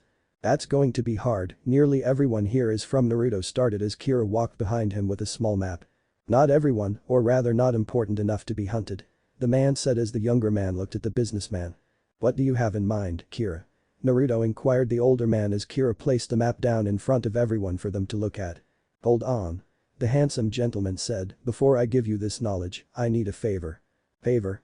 Nina shouted, dude, I'm pretty sure you're masturbating with my fake hand, and normally that's cool with me, but are you seriously going to rob us? Relax, Nina. Naruto raised his hand. Yashikage nodded, indeed, and the food in place was for the hands. This information is for him, meaning I need him to do me a favor. You're all welcome to help him, but here it is. Pointing to the map they were shown a large detailed side of the Wave Village, I need you to kill a gang boss here. The hell? Shenhua said, now confused, we are on the run, and you ask that we kill. The blonde nodded, yes, I cannot do it. I cannot run the risk of my normal peaceful life to be gone to deal with this trash. Day in and day out, these pieces of trash loiter over my property doing God knows what, and I can't get an ounce of peace and quiet. Why? Mukuro asked, adjusting her scope in her crossbow. Are they annoying you? It's due to my land, I have too much, I have given a lot to the villages under the lie for them to be able to grow or expand. But I just wanted them to be away from me, this gang boss Gato or whatever, told me to give him the remaining half where he can build a home where he can conduct his illegal business. I can already imagine your response to that. Naruto frowned. Of course I told him no, and now he's making things worse by sending his goons to kill me and rob my house. It's getting rather tiresome and I can't take it anymore. Despite no evidence, I know the man is planning on stuffing my own home with drugs and illegal items to get me to jail. He said with a sigh as if the idea of killing was more troublesome than anything he could do. There's so many people I can kill until it starts to draw attention. You could just build a very sturdy fence around the perimeter of your property. Nina said dryly. They're thugs, I doubt a dog or even a scarecrow filled with their fellow friends would make them turn away. Sarah sighed as she cupped her chin, I'm guessing the local authorities are under his peril. Yes, they even tried to take me in when they were obviously hired by the man to possibly kill me. But the man merely smiled darkly, but they're still missing before they even talk to me. Naruto smiled in respect, impressive he said before looking at the map, and after we take care of the man. My money, a safe way to head to a location that will guarantee you and the girl's safety and total security. The killer said as the girls looked insincere about his offer, I promise the only reason I'm helping is to be alone and live a quiet life. It works for me as well for you. The others stayed quiet as they took the time, as the only male of their ragtag group nodded, I can do that, the white-haired teen stood up and shook Kira's hand, while the girls all stood up watching them carefully. But thankfully nothing happened as the young man sat and Kira looked at him oddly. Something wrong? You stay, I want them to go. He said as now the girls all drew their weapons at the man. Naruto raised his hand before looking at his lovers, but the moment that Kira said that they had to work without him did worry him. They were stable around him, but he never seen how far they can go without him. No doubt that was Kira had in mind. If they cannot keep their sanity together for a while away from Naruto, how could they function in a dangerous environment or when he is captured? Turning to see them, he gave them a smile. "Girls, I trust you, please do this, I can talk to Kira in the meantime about the plan," he said as the girls looked shocked but didn't dare say anything about his orders. So they went as the blonde looked at the younger teen. "Good, you understand why I asked them to do it, but let's be serious, the route I'm sending you is indeed perfect to hide away from the other villages for one major reason, the bloodline purge it missed." Hours later. In the middle of the forest was a malevolent-looking building, where a single scope that had the crosshairs of a small statue man who was counting loads of bills on his desk and sending a couple to some tough-looking brutes. Watching them is Mukuro, who had her crossbow on the man's head. "This is Fenrir, I have the subject in my sights," she said, holding her position until the one in charge told her to take the shot. "Repeat." "Hey wolf pup, we're not in the military, keep your damn reports to yourself," Nina said, floating above as she smiled darkly at the amount of people she can kill from her spot. "We need to agree with the choice of attack," Dante said to her headpiece. "Understood?" Pine agreed. "Sure." They all said with their voices definitely not willing to do this. "The blood purge," Naruto echoed as the man nodded. "Why would that be a good thing?" "Technically, besides Nina and a few of your girls, the majority of your little family are not Kekkei Genkai users. At the moment, the current Mizukage is committing a massive genocide on the bloodlines. They are allowing criminals alive and escape to handle the blood traders. I helped smuggle out a missed shinobi by the name of Zabuza who tried to assassinate the current Mizukage. For a guy saying he doesn't want excitement, he seems to want to help others." Naruto smirked as the man chuckled, leaving the table to head to his kitchen. "Why him? I like to travel when I can for escape routes, but with his help I'll learn how to get you from point A all the way to point D, just head to the direction I went to," he said with a serious look, "but the main problem is that Yuzu is considered dead ground. Only strays or criminals that live there, the worst and the strongest, can live there. You know what that means." The teen could understand what he meant, that if he went there then he had to prepare to survive there. Meaning no more mishaps with his girls or any flaws to their fighting. "I got it." "Good." The young man looked at the older male before speaking. "Can you come with us?" he said as the man turned his head to him. "I'm considering making Yuzu a place for people who have no home to live in peace." Kira stopped his actions for a moment. "No, this area is perfect for me. A little village that will have no real significance for people to look for me. And my hands of your girls' replicas I will be satisfied for years to come. There is no need for me to leave," he said, placing a small cup of tea for himself as Kira looked at the time. I wonder if things are going well for them." "Firing," Mukuro said, pulling the trigger as she watched as Jito shouted as the bolt made its way to his arm, screaming for help and to kill people. "Target is injured." Proceeding to the next step. Watching from her own eyes, she saw red particles being showered down from above. She watched Alice toss a Molotov cocktail into the air where it exploded, destroying the large section of the hidden base to collapse, and watching people burn to death or being crushed. "Matter of time for Gato to be killed," she said, jumping down as the woman's hand reached to her earpiece. "Good work, let's." Thud. "Mukuro?" Nina voiced came out. "Look, you can talk that damn military jargon, just go easy, Mu. Junko." The earpiece was on the floor as the teen girl was as someone picked her up. "Mukuro. Serious, are you there? Mu. Everyone look for her. Something's wrong. Repeat. Thing. Is. Wrong." Minato swung his fist to the wall as he had no choice now. "Damn it, why now?" he shouted as he had to return home for both his duties as the Hokage, but also for his own village, having to do the Chunin exams. If he delayed the event, it would cause unrest for the shinobi villages and would possibly cause an invasion due to his lack of preparation or not being there. "I can't." However, he saw Kakashi walking behind him and placed a hand on his shoulder. "Sensei, you need to let us do it. Naruto can be found with us," pointing to Might Guy, Asuma and Kurenai, the most famous shinobi of the generation, where they were able to make a teams of Jonin twice of thrice as big as them to run away in fear. "But I need to be there for him, I was a failure as a father. I need to let him know I'm." "Sir, no disrespect, but you're causing your son to be wary. I left Konoha for my issues with my old man, but that space made me realize where I went wrong." Asuma said with a frown. "You did him wrong, but trying overly aggressive behavior would be worse off. Let us help him. That alchemist told us that it might be more of a problem if their relationship is serious." "He's a fucking boy, Asuma.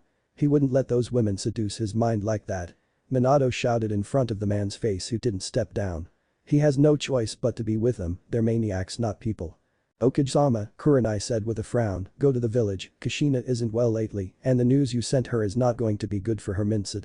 Your daughters need to hear it from you, you need to be there as a father, not just as a Hokage."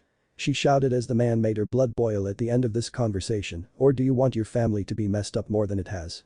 Minato started but didn't say anything knowing her words were right and made him close his eyes in frustration. Damn it, I can't leave, not now. I have to do this. The silver-haired shinobi looked at his teacher with understanding. Sensei, we understand, I understand about how you want to repair your relationship with your son, but if the village is in trouble, how would you be able to give him a home? Minato lowered his head, alright, I'll go, but you kill those women. He ordered, the second they show aggression, take them down, the rewards to each kill belong to you. But that he vanished in a yellow light as the three shinobi sighed, this is not going to end well. The dark-haired Genjutsu master said, we're heading towards mist if that alchemist's theory is right. I know, Kakashi said, placing an eye over his headband covering the eye that held the reason Minato didn't want him to go, even given this by a friend, is still considered being a target for them, besides being a Konoha shinobi. Let's hope Naruto would go straight to the location, the man said, the coast of Yuzu. Where's Mukuro? Naruto said as Nina was grabbed by her shoulders as the teen shouted. She was captured, Shenhua stated holding her ally's crossbow, look, a note. The blonde man looked towards it, we have the Black Wolf, if you don't want her to be sent to the bingo tables, then come to this location. Yoshikage read as he frowned, it's in the middle of mist, you will have to be stuck in the middle of the civil war if you go. You're making it sound like I don't want to. The young man said as the adult shrugged, I don't want to go on without everyone coming with us. He said as he looked down and sighed, girls, I'm going. Dante gave him a dark glare as she didn't let him finish, you're not going alone, the rest of us are going to be with you. She remembered that they had no reason to abandon their shared master lover. And Mukuro is one of us, we're not letting her go. Agreed. Nina said before blushing slightly as she scratched her cheek with her index finger, and I feel a little guilty for being a bitch to her when killing Gato. She honestly mentioned before the blonde noticed something, wait, something's not right. He said counting the girls again as he was right about the number of girls, but the only thing was that Mukuro wasn't here.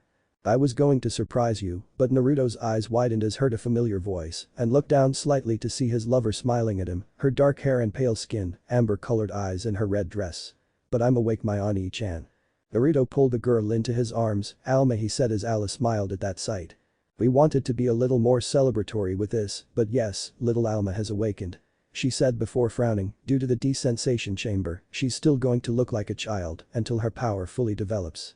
But she is no longer able to keep us from slowing down. Naruto shook his head, it's fine. I'll take what I can get. Right now, we need to get Mukuro out of there and fast. I know who took her. Alma said as the rest looked at her, I read her mind just before she passed out, it was Mist Shinobi with a cross going through the headband. The child-looking teen said, why would a shinobi kidnap her? The group took a moment until Kira's eyes widened, did they wear standard armor? He asked as Alma tried to remember and shook her head, normal clothing, ragtag armor. Why yeah, a woman with auburn hair was wearing a tattered blue dress. Ah, well, I guess I need to help now. Kira frowned as he saw the rest look at him with confusement. Good news is that Mukuro will not die, from what I learned from her she will join them. The bad news is you're going to be in the middle of the war with the Mizukage genocide. He said as the dark-skinned Uzumaki looked at him with rage. Why would we? Why would Mukuro join them? Well, my dear Naruto, they're the good guys. Kira smirked as he grabbed his suit, and Mei is only doing this cause she needs the help. Mukuro growled as she was in a chair, her legs and feet unable to move thanks to a gravity seal, causing them to be too heavy to move a single muscle. I won't speak.